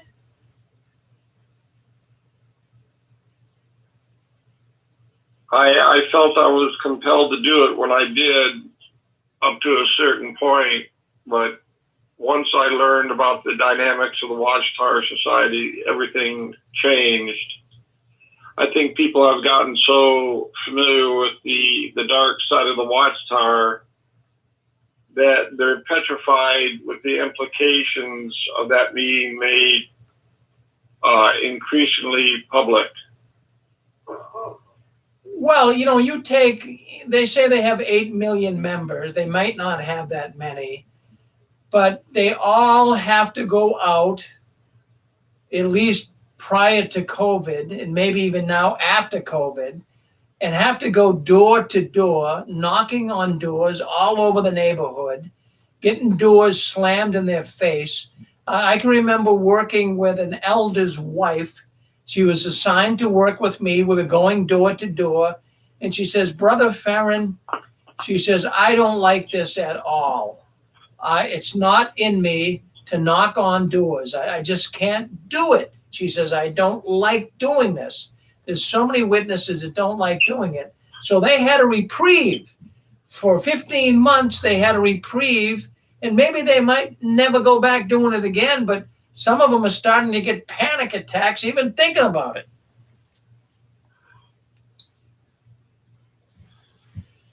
What do you think? Anne-Marie, I think you're on with us. Go ahead, Anne-Marie. Thank you, Rick. No, I agree with you, Rick. I'm getting a sense that overall, the rank and file has lost a lot of their sizzle. You know, they were always being pumped up. They were always, remember I told you guys that when I was in sales, I was in sales and marketing for quite some time, a few years. And we had to go to sales conventions. And I was I not only was shocked, but mostly I was almost laughing, because it was exactly like every circuit convention that you guys remember. The badges, the friendly, the schedule, the talks from the podium, the examples that were given by those who were doing good, and how showing how they, you know, you could do better and do good like them. And it was all about marketing the product. And what those conventions were was to put a fire under your butt, put a fire, get you all built up and all enthusiastic and making you want to, I can do that. And it just kind of reignite that fire to want to get it done. Like, get your enthusiasm all real, like you were high. And I realized that's exactly what Watchtower has done. Remember, they were giving a talk at the Thursday night meeting, and they were talking about pioneering and this and that. And I was getting so pumped up after, during part of the meeting, you know, I was in the back of the room with one of my children, and I saw a sister and said, hey, sister, you want to go out tomorrow? Maybe we could team up and do a little, you know, side, you know, get in some serious hours. That's what it is. I feel like you can only pump up somebody so much for so long. But what is there to get excited about anymore? I think their enthusiasm, it just can't get ignited anymore. I feel like they've lost their sizzle. Thank you, Rick. Well, exactly right, Anne-Marie. What you're saying here is true. It doesn't have the sizzle. Even if a witness still is connected to the organization, which many are, it doesn't have the same sizzle. How could you have the same sizzle when you're not meeting your witness friends in person It's all on Zoom. The sizzle is being lost. That's why as I said earlier, they need the media center. This is a way they know that many witnesses are leaving. They know that many witnesses have had enough. They're on the edge of leaving. They have to find new recruits. This is their last stand. If they get that video center built, they have a fighting shot at bringing in new ones that don't know anything about the Watchtower. But the ones that are in it right now, they know they're going to be leaving, many of them. Well, you're on JW World News. That's the news the Watchtower does not want you talking about. But we love to talk about it here every Saturday night. And we have people call in from all over the country, all over the world, really, and speak their opinions. Now, we have a number of programs. If you're listening in here tonight for the first time, we have developed what we call the Six Screens Telenetwork. And we started 16 years ago with one program, what we're doing right now, JW World News. And over time, it has now grown into, we have right now approximately 15 to 17 different programs here by former Jehovah's Witnesses. And they give a program. Anne-Marie, the woman you just heard of, she has a program here every other Saturday night. And even after JW World News is over, our programs continue. We have, after this at 9:30, we have an ex-witness. His name is Dan Clark and his wife Angela. And they have a program called Heart to Heart. And they're going to be interviewing a mystery guest tonight, a person that's really been hurt by the Watchtower. It's shocking. She's going to be coming in tonight. So stay with us. Now, at the end of this program, JW World News, it stops on Facebook and it stops on YouTube. But if you're listening in and you want to continue to hear more of our programs, there's a couple of things you can do, 3 things you can do. You listen on the telephone. You can listen on what we call our Six Screens video suite, where people come in, they can see me here in studio, they can hear, they can live chat. So why don't you do this? Why don't you, when this program ends in about, what time is it now? This program is going to end in about 45 minutes. So why don't you go to sixscreensofthewatchtower.com, scroll down, and we'll tell you how to listen into the other programs that we do here live every Saturday night. And let me tell you something. We don't mind doing live. This is all unedited. We don't edit these videos at all. This is all free programming. We're not going to clean things up and, well, I got to cut that out and put this in. What you're hearing here, you're going to hear. And this is live streaming on YouTube and Facebook, but it will go up as permanent. We don't adjust it. We don't edit it. So what you hear is the real unadulterated truth from people speaking up around the world on what's going on behind the curtains. All right, well, let's see what else we got going on here. So we talked about them trying to get people in India. We talked about that. We talked about dissolving these congregations that have special languages. That is, when I think about that, there are so many witnesses that spent so much time learning another language. You know, they bought software like a Rosetta Stone. Is software that you can purchase and you can study, and it takes hours and hours to learn a new language. So they just got learning the language. They formed new congregations, and now the Watchtower is coming in saying, stop. It's not working. We're not bringing a lot more people in. We're not baptizing people like we would like to. Let's stop it. Come back to your home congregation. What a letdown. Man, how is it? This is what I don't get. How is it that people can take all of this abuse? You might have taken abuse. Most of the people listening into this broadcast have been abused in one way or another. But yet we always, we'll give Jehovah's organization the benefit of the doubt. Well, phooey on that. People are finding out that they're not going to cut the Watchtower any slack anymore. Well, let's move on. Let's see what else we got going on. Well, what about backyard baptisms? Yeah, backyard baptisms. That's quite a title, right? Well, right now, because of the COVID pandemic, there's been no assembly halls opening up, no conventions where people normally would get baptized. So we get a lot of people being baptized as Jehovah's Witnesses in backyard hot tubs and pools. So that's kind of a unique thing. But I mean, I'm not making fun of it. But boy, it must look strange for the neighbors, right? You get all these people coming in, maybe in some cases, a number of people coming in and being baptized. Wow, look at that. It's amazing. But the Watchtower, they really take baptism seriously. They really say that's a necessary thing. You have to be baptized as one of Jehovah's Witnesses. And, you have to adhere to our ways of doing business, and then you can be baptized. Friends, I don't encourage baptism for anyone.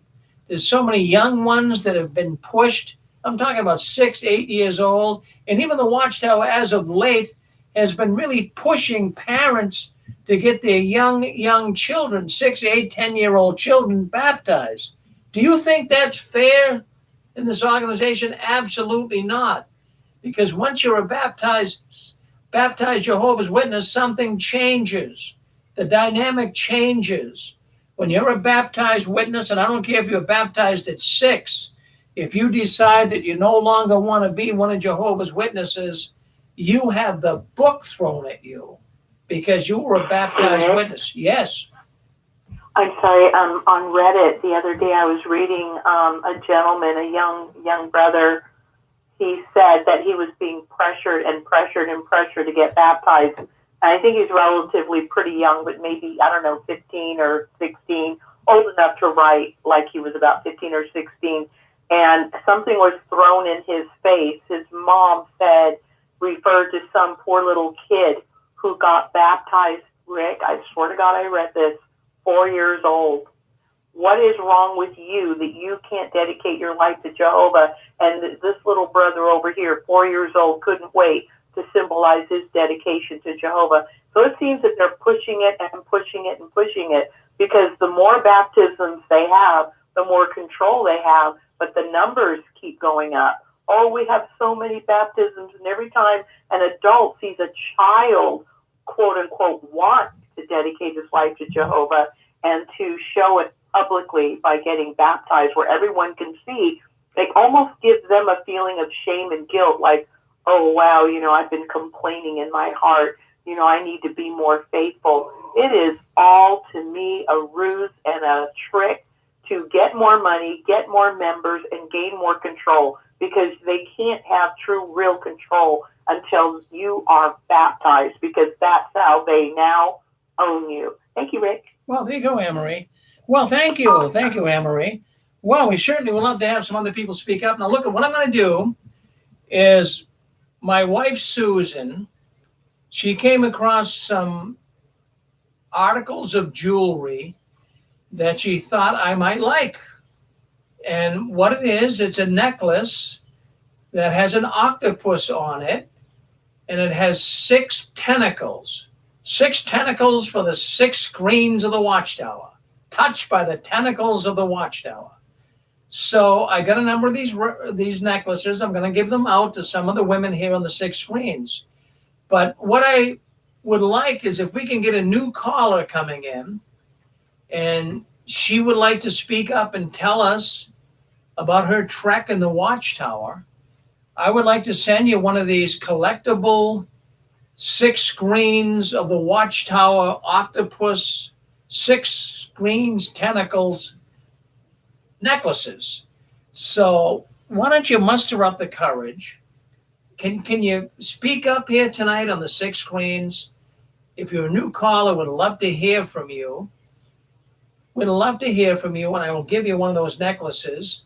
And we have a number of women here on the 6 screens that I want to also give a necklace to, and I'll be in contact with you in the next couple of weeks. It's a nice little item. So stay tuned for that. Or if we can get anyone to speak up, anyone, maybe a man wants to speak up tonight. Look, I'll give you a $15 Dunkin' Donut card. If you'd like to speak up tonight for the first time. I know we have a lot of listeners on here tonight. We have a lot of listeners. I'm looking in on our telephone lines, a lot of people. So if you want to speak up for the first time, you're going to get yourself a $15 Dunkin' Donuts. You like donuts? You like honey dip? What do you like? Chocolate filled? What do you like? We'll give you a nice. I want you to speak up and talk. So if you'd like to say something about some of the things you heard or how you have been touched by the tentacles of the Watchtower, by all means, now would be the time to speak up. Go ahead. Come on now. I see there's a number of people in there, but I'll tell you what, we have a lot of Jehovah's Witnesses that are still in there, and they hate to speak up. We'll put you on the voice changer. You want to go on the voice changer? We'll put you on the voice changer. Nobody's even going to recognize your voice. So why don't you come in and let us know. Let us know how you've been touched by the tentacles of the Watchtower. Well, anyways, let's go on. And yet that opportunity is going to exist throughout the whole program. Well, let's see this. I want to bring this up tonight. There was an article. I went back to the 2015 Watchtower, and there was an article all about Easter. And I'll tell you, it was the sickest looking image of Easter I've ever seen in my life. And I'm going to put that up for you. So if you're on Facebook, if you're on a Six Screens Video Suite, even if you're on our YouTube, I'm going to show you an image the Watchtower put of Easter up on their magazine. I'll tell you what magazine. I think it was the Awake magazine. I'm not sure, but let me get in here and find it. But I want you to see this picture. It's sickening. The Watchtower portrays everything. The only thing that's good in the Watchtower is them. Everything else is just terrible. But let's get this image up. I want you to see this image. You're going to really be flabbergasted when you see it. Let me just find it here. I got a lot of images, but we'll get it up, and I want you to see it. And I have a lot to say about this image. A lot to say about this image. So let's see if we can find it right here. Where is it? Oh, here it is right here. Here it is right here. So let's put this image up so you can see it. If you're on the Six Screen, let me make sure you can see it. Let's duplicate it. Let me get to my computer here. Let's duplicate the image. This is one of the sickest, disgusting pictures in a Watchtower magazine I've ever seen in my life. Now, you're seeing this. This is totally crazy to me. They're portraying Easter here. Look at how ugly. Look at how ugly. They have little chicks with a sour look on their face. The bunnies look like they're in major depression. They have an egg that's all cracked. Isn't that disgusting? I mean, really, stop and think about it. But this is what the Watchtower does, friends. What the Watchtower does, and they've been doing it for years, is everything outside the Watchtower is really a joke. It's terrible. The only thing that's good in the Watchtower is the Watchtower itself. But anyways, this particular picture was taken from a 2015. It was actually in the Watchtower, from what I can see here. It was an article all about Easter. So they have this ugly looking picture. What do you think that does? I'm going to give you my thoughts, okay? There's a lot of imagery in the Watchtower that really is not good. We know there is. You remember the images of, the earth quaking, witnesses falling into it, hailstones coming down from heaven. All of these images are not good. Little children falling in and being killed. Jeez, I mean, the witnesses portray this disgusting image of everything. But I know the reason why they put these images in the Watchtower. Now, that picture of Easter, that's an ugly picture. Those aren't cuddly bunny rabbits. Those aren't little chicks that you would love to hold and cuddle. Those are ugly. But the Watchtower has to do it. And look at that egg.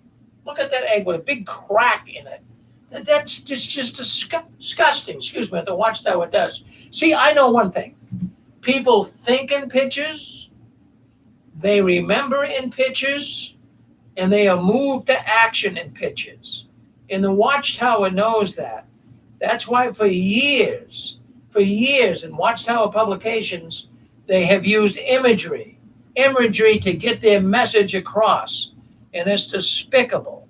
But that there, I never saw that picture of the Watchtower, but if I did, I more than likely did. I just can't remember. Well, I wouldn't have because I was out in 2015.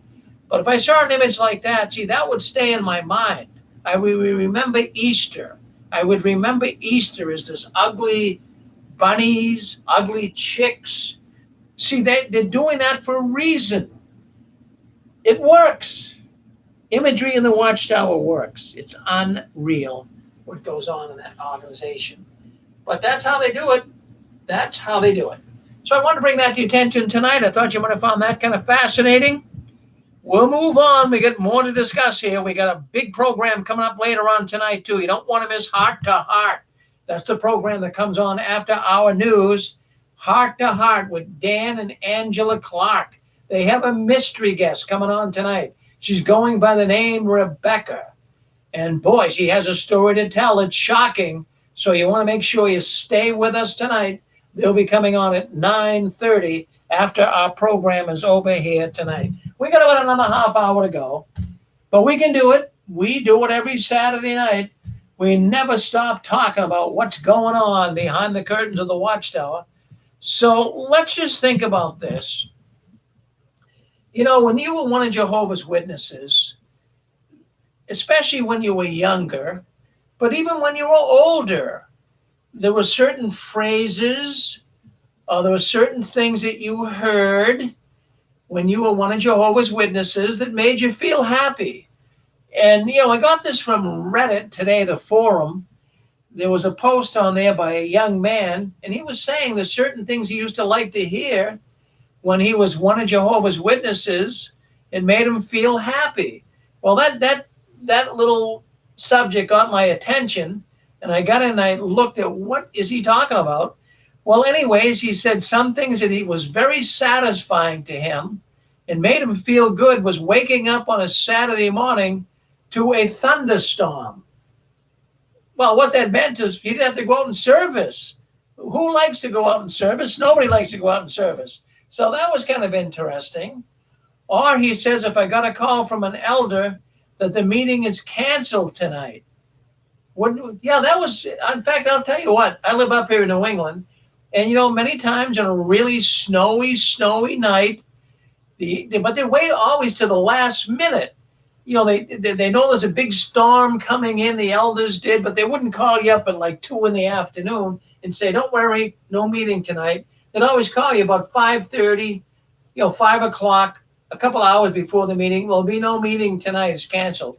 That used to make me feel good. Sometimes you just like to stay home and relax. Who likes running out to meetings, especially on a cold, stormy night? So these are things that people found very satisfying to hear. They always like to hear, too, not to conclude our meeting. People love that thought. We'll conclude our meeting. They wanted to get out of there. And how about in your Kingdom Hall? Man, I'll tell you, there were people in our hall that, boy, as soon as the meeting was over, man, they made a beeline for the door, for the exit door. They were out of there. They wanted to go home. Now, I'll tell you, many people also, they love to hear it when the service work was over. Okay, we're going to stop for break, and now that the street is finished, and they love that. They love that phrase. They love to hear that.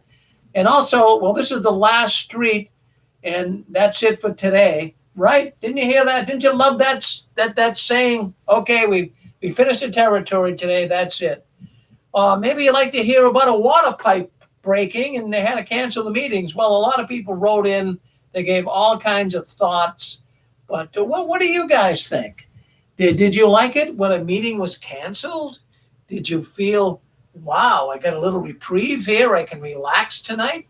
How'd you guys feel about it? Were you happy to have a meeting canceled? My goodness, I always was. Friends, it's a chore. It's a real chore being one of Jehovah's Witnesses. It's a job. It really is a job. And, especially when you have children. It's one thing if you're just a couple, but if you have children, you got to dress them up.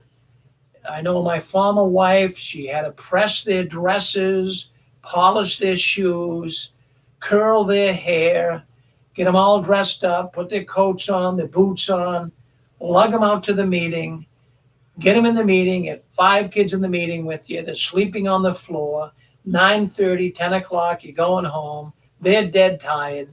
They got to go to school the next day. Friends, it was a chore being one of Jehovah's Witnesses. I don't know how you feel about it. Go ahead. You're on with us if you'd like to speak up. Go ahead. Rick, I think that most of the witnesses felt that way about it. I mean, who didn't like when the meetings were canceled? Who didn't? Maybe they put on that face that they did, but who didn't? That was something to look forward to. Well, it was something to look forward to. And then with the kids, like you said with the kids, like the meeting the next day, you have to feed the kids. The meeting started at 7:30, right? So if you had 3 or 4 kids, they had to be fed and dressed, right, and be at the meeting by 7:30. Then if you were an elder, sometimes the elders meeting, like during the weeknight, I've heard this several times from people. Sometimes the dad would be an elder, and they'd be sitting there in the hall maybe to 10 or 11 o'clock. Yeah, that's exactly right. And by the time you get the kids home, they're all tired. They're crying when they were little. It was unbelievable. Boy, I'll tell you that I wouldn't wish that on anybody. It was terrible. And when you look back on it, I mean, I grew up. I don't have any kids. I grew up in it. So I just can't imagine just thinking back about the families. If, the people that I know that are out, and they look back on it, you look back and say, how did we do it? How did we do it? They can't believe it. They can't believe it. It was. And not only that, not just going to meetings, but conventions was something else. Oh, I know your favorite convention, Rick. You always say the one here in New York. I remember that. You mentioned it so many times. Oh, it was terrible. The 1969 Peace on Earth convention, 120,000 people at Yankee Stadium. And you might remember too, Shirley, well, it was 8 days. It was 8 days. Yes. From 9 o'clock in the morning till 9 o'clock at night. That is torture. That is torture. Yeah. Yes, I remember. Oh. And we had a family from Philadelphia. They had 6 kids. Now, the family was so large, some of the kids stayed with us, with the parents, and we had to find a house to take like 3 other kids. And the father, he was like, I think in the auditing or something, because I remember at Yankee Stadium, like, because the youngest was a baby, like a toddler, and the mother wanted to get some milk or whatever for her. But the guys, like in the auditing department, I think he was in, they were able to get food during the whole thing. They didn't have to wait for the breaks. So they were able to get food. So me and one of the daughters, we found where they were meeting up in wherever in Yankee Stadium, and he was able to get some beverage or whatever for the baby because they could get food. I think it was auditing he was in at the convention. Boy, so. I can remember, and I don't want to beat it to death, but I know I said it before. But I'll tell you, I'm 72 years old right now. And that was one of the worst experiences in my life, going to that convention in 1969. I was only about 21 years old. We had a little baby at the time, a little baby girl. And I can remember staying there in New York City, carrying a carriage. We had to be at the assembly, at the convention at 9 o'clock in the morning. So you had to get up about 6. The baby's crying, got to feed the baby, got to carry the carriage. Getting on a subway, a crowded subway in New York City, going to a hot stadium.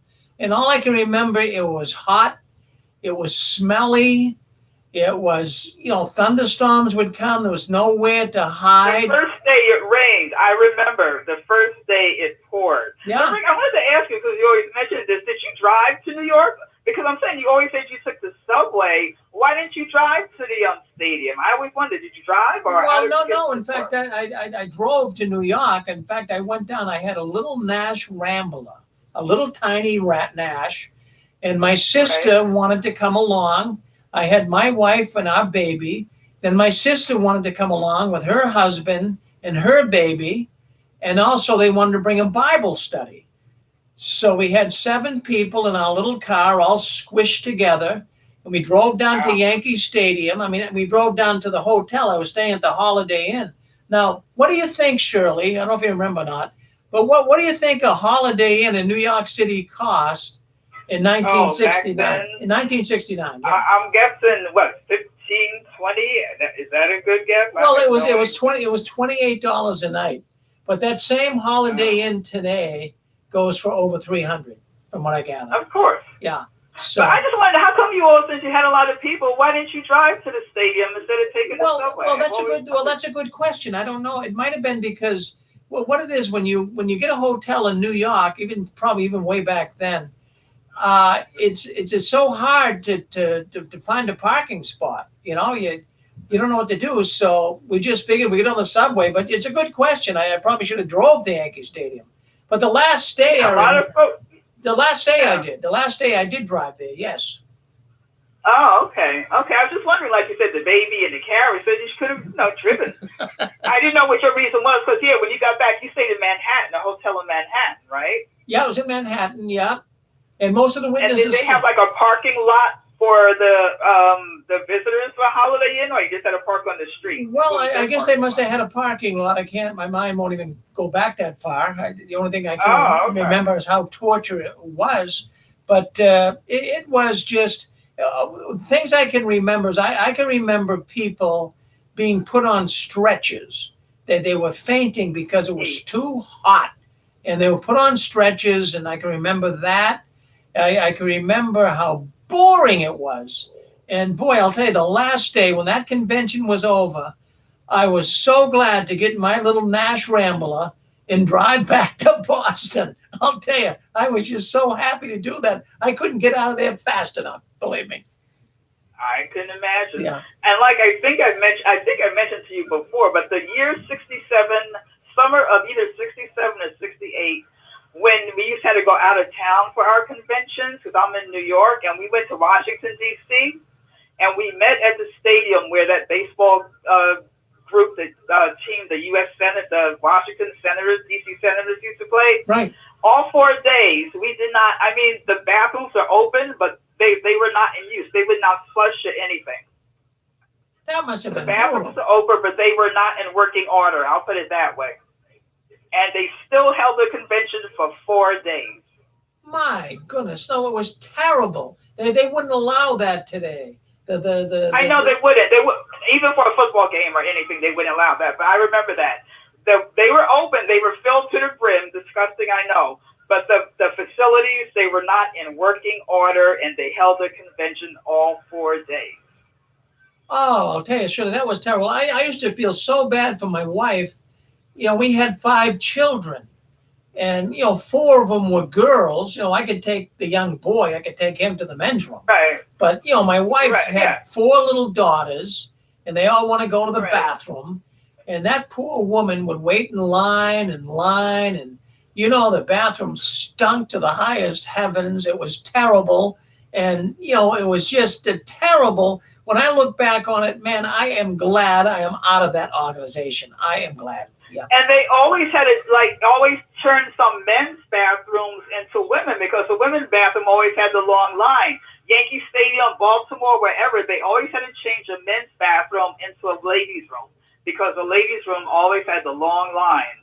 I remember that growing up. Wherever we met, they always had to change a men's bathroom into a ladies' bathroom. And still there was long lines. It was not a good experience, Shirley. It really, really wasn't.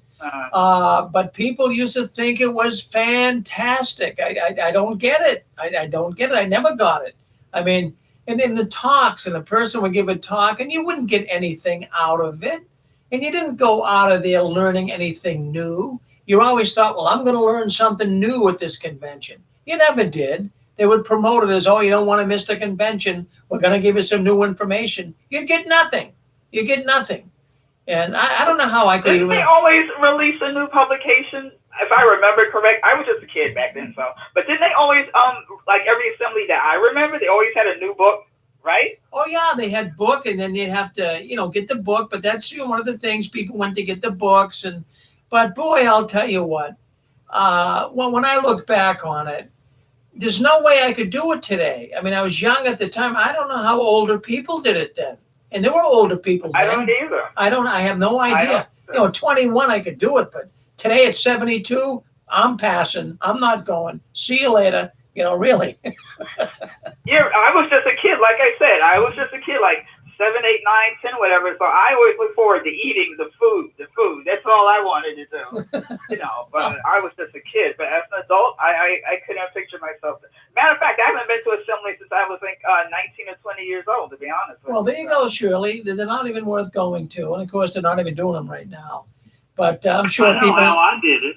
I carried my binoculars and spent the whole time looking at everybody else. Well, you were probably a young guy, Randy, checking the girls out, right? Well, that's what they used to do. That's how Jehovah's Witnesses would meet their prospective mate. It would be at conventions. They used to call it the meat market. And Jehovah's Witnesses would mill around, especially the single brothers, and looking for a single girl. And because the witnesses, you could only marry a Jehovah's Witness. So you're not going to find them in the world. So you had to find them at a convention. So there were many marriages made in Brooklyn that never really fared well. And boy, the Watchtowers really hurt so many people. But thank you, Shirley, for sharing your thoughts with us tonight. And thank you, Randy. When you went to the conventions, which ones did you go to?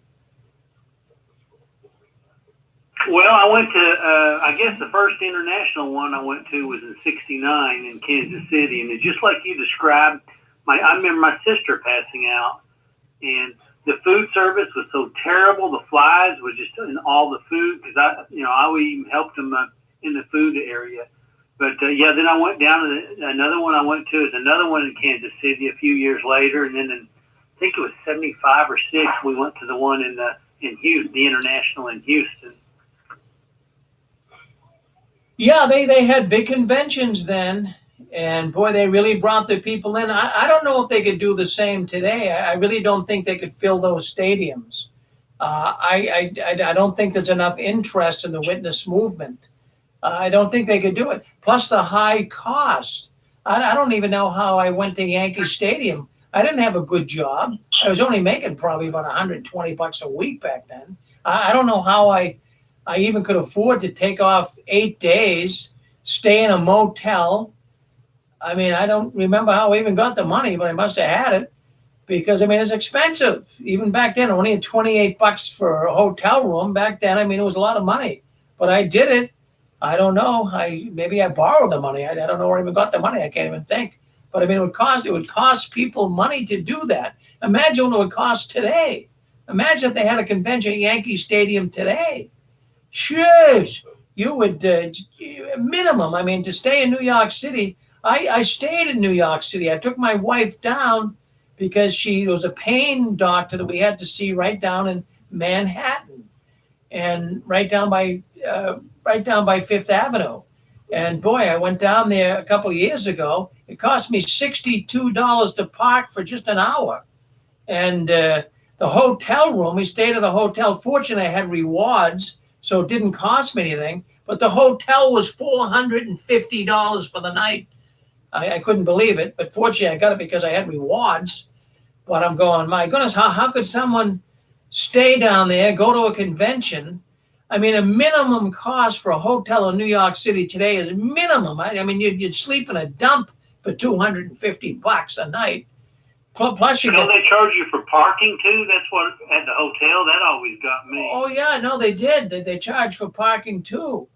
Dick and I went down a couple of years ago to see a witness movie in Brooklyn, and we stayed at a hotel. And it cost us. They take your car away. It costs you $52 a day to park. But when I took Susan, my wife, down to the pain doctor, It was $62 an hour. We were already there about an hour. Came back. How much do I owe you? $62. I'm going, you got to be kidding me. Jeez. So how could you possibly afford it? How could you afford going to a convention? And of course, they even had tents set up in the parking lot of Yankee Stadium. And, the people were out there in tents. And I don't know if you could do that today or not. They might not let you do it. But plenty of people were camping out there and tailgating. And it was like a witness city. 120,000 people. It was totally amazing. I'll never forget it. Boy. Well, yeah, go ahead.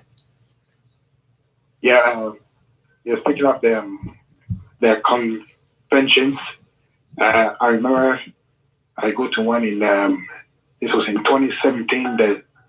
The title was I believe was Never Give Up, and it was in Sherbrooke City in Canada, and I can remember trying to get a seat, and trying to get a seat was very difficult. It was very hard as rock. So every time I have to get up and stretch, then sit back down. Then because I'm a pretty tall person, so my legs is touching the other seat that is hard also. So the locality that they rented was just awful and terrible. It was uncomfortable. My back, my knees, my shins, it kept on hurting, and I can't sit there to listen to the program rendering, and as I'm feeling uncomfortable. And then when you go outside to the alley or to the hallway, you have brothers holding signs saying to be quiet, saying to please take your seat, and I don't abide by those rules because first of all, the kids are crying, they need rest, they need to walk around, so they have no choice but to express themselves. So holding those signs is not going to stop them to be quiet, and also taking a seat, which is honestly excruciatingly awful because you're sitting there and you have uncomfortable seating arrangements, which is hurting your back and your legs and everything. And the only people that get the comfortable seats is the elders or the infirm people. But for the rest, it's a hassle. Yeah. Well, no, thank you for sharing that story with us, Jeff. It's no fun. I never looked at going to an assembly or a convention as fun. I looked at it as a chore. Well, my goodness, I'll tell you, every one of us out there, all you people in our audience tonight, I'm sure you all have a story to tell about a convention or an assembly that you went to. Being a Jehovah's Witness is not easy. It's really not. Go ahead. We get more people calling in tonight. Go ahead. You're on with us. Go ahead. Rick? Yes. Yeah, it's Thomas Hawkins, Lawrence, Kansas. Yeah, I tell you, it's pretty crazy about that. Going to those conventions, all the insanity. Used to be, they cook the food there, then they started having you buy just bags of food, like a sack. They just hand it to you. Then later on, they started having us go out and eat or bring your own food. But there's something else I just wanted to touch on. I know we've talked about it before, but I'm just kind of curious. I'm so curious. Do you have any idea of what they may do with these Kingdom Halls? I still think probably they'll end up selling them off later on. Just go to an online cult, try to get the meeting instead unless they can stop it. But I'm just so curious what they're going to do with the halls. I still think they're not going to ever meet in them again. I think they got too many lawsuits against them. They're a high risk, and I think they figured it out that it's just better to go online. Do you have any more thoughts on that? Well, I'm in the same camp you're in, Tom. Yes, indeed. What you do, the Watchtower is all about money.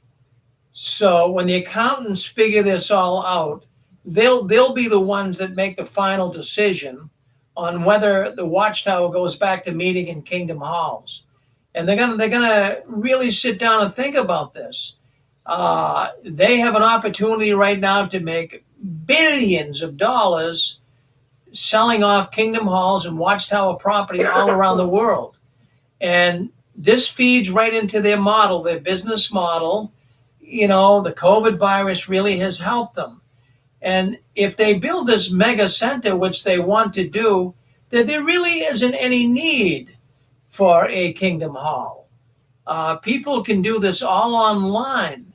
They're going to spend $150 million to put this mega center to work.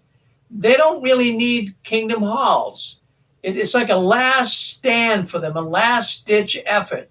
Not only that, they run the risk.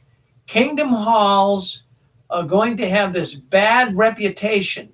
Seriously, people are going to drive by. Well, what happens? In fact, I even find myself doing this with Catholic Church lately.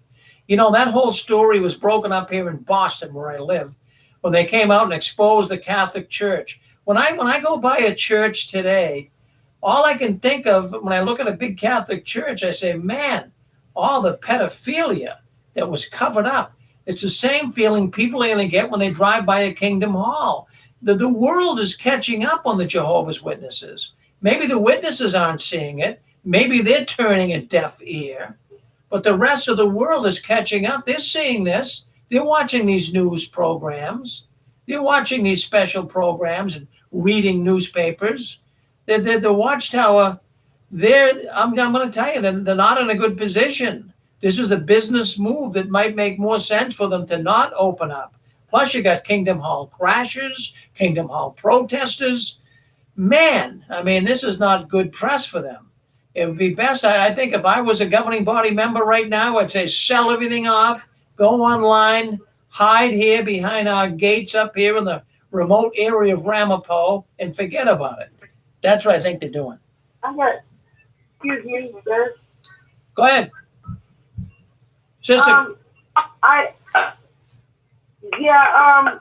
have a PMO that I talk to a lot, and I guess in the congregation they're in, they said that a lot of the people that are doing the Zoom meetings have discovered that they like not going to the Kingdom Hall. And I don't think the Kingdom Halls will last. Not just, say they do open them up, they're going to find out a lot of them don't go. And they won't have enough people in the halls that they have left anymore. And so I think they're just going to sell them off. And like you said, it'll just be an online thing. Everything they're doing right now is online. And they seem to be liking that and bragging about it and everything. So I think that they'll sell off the halls, and the assemblies, the first assembly this year and also the upcoming assembly are both going to be online. I mean, they're not even planning assemblies anywhere yet that I know of. And I haven't seen any Kingdom Halls open up yet where I live either. You know, and they're just going to be like an anchor on these people. They won't be able to pay for keeping them there empty. And if they do go back, they're not going to have enough people in the congregation to pay the cost for it when they get back. I don't see it working out at all. I think their only option is going to be just to sell them off. Either way. Well, I think you're right, sister. I really do. And, you know, I have to tell you, too, sister, I'm glad you spoke up. I want to give you a 6 screens necklace. I want to give you a 6 screens necklace. This ain't my first time on here. I know, but I've heard you before. But what I want to do, I want to put a shout out to all of the women that listen into the 6 screens. And there's a number of them. You know who you are. And I want to let you know that we have purchased some special necklaces. It's an octopus necklace. It's a beautiful necklace. You'll be proud of it. And it has 6 tentacles for the 6 screens of the Watchtower. So, because usually there's 8 tentacles, right? But these have 6. My wife saw them, so I got some of those. all of those women out there, including yourself, sister, write me at JW World News. Give me your address, your physical address, and I'll put one in the mail. All of you sisters that listen in, you know who you are. By all means, write me. I've got the necklaces. They just came in a few days ago. I want to let you know that it'll be a nice little trinket to have. So do that, okay? Well, is that a .com or I mean, where? Write me at jwworldnews@gmail.com. Oh, JW World News, and you're gonna have it'll be a collector's item. They're beautiful necklaces. They're yeah, no problem. Yeah. All right, so it'll be a nice little thing to have. Yeah, that's There you go. And Thanks, you Rick. and all you other sisters too, all you girls listening in out there, you know who you are. Send me a jwworldnews@gmail.com. I want to get you a necklace, okay? So do that for me. Well, anyways, my goodness, time. I'm looking at the clock here, folks. We're down to the last few minutes. So I just want to tell you that we have more programming coming up tonight. I want to thank everyone that spoke up here tonight on JW World News. Now, if you're on YouTube, Facebook, spread the word.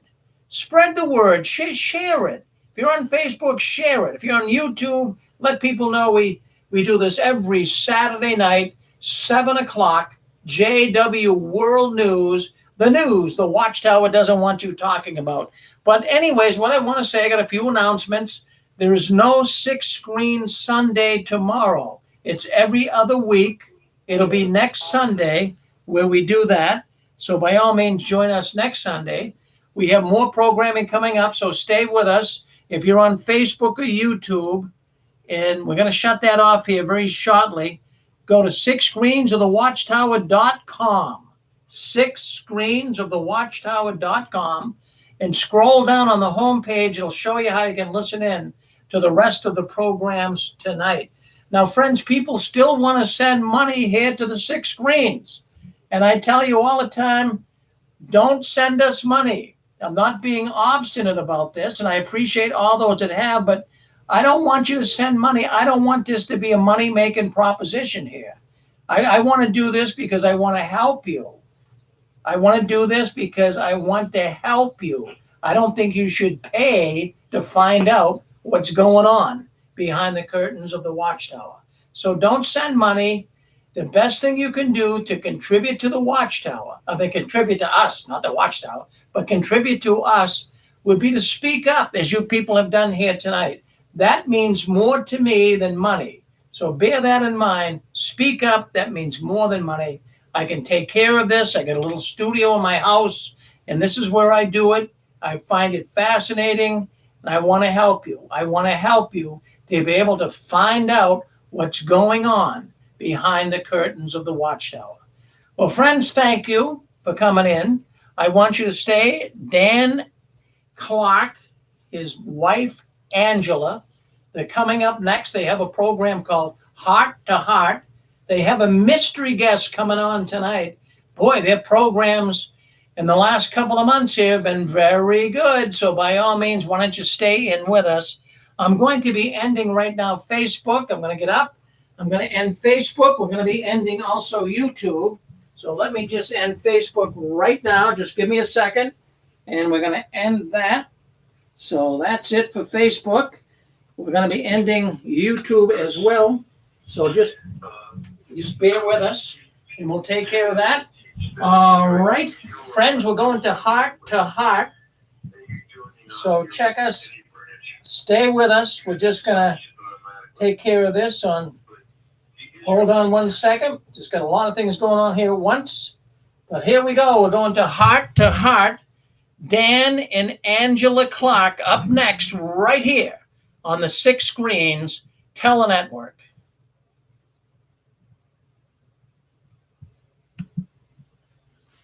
Just give us a second to get things queued up.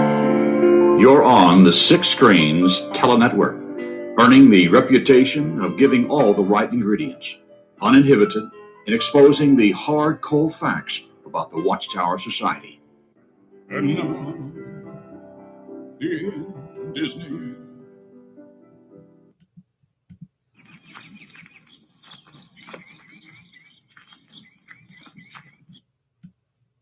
Hold on one second. It's coming up next.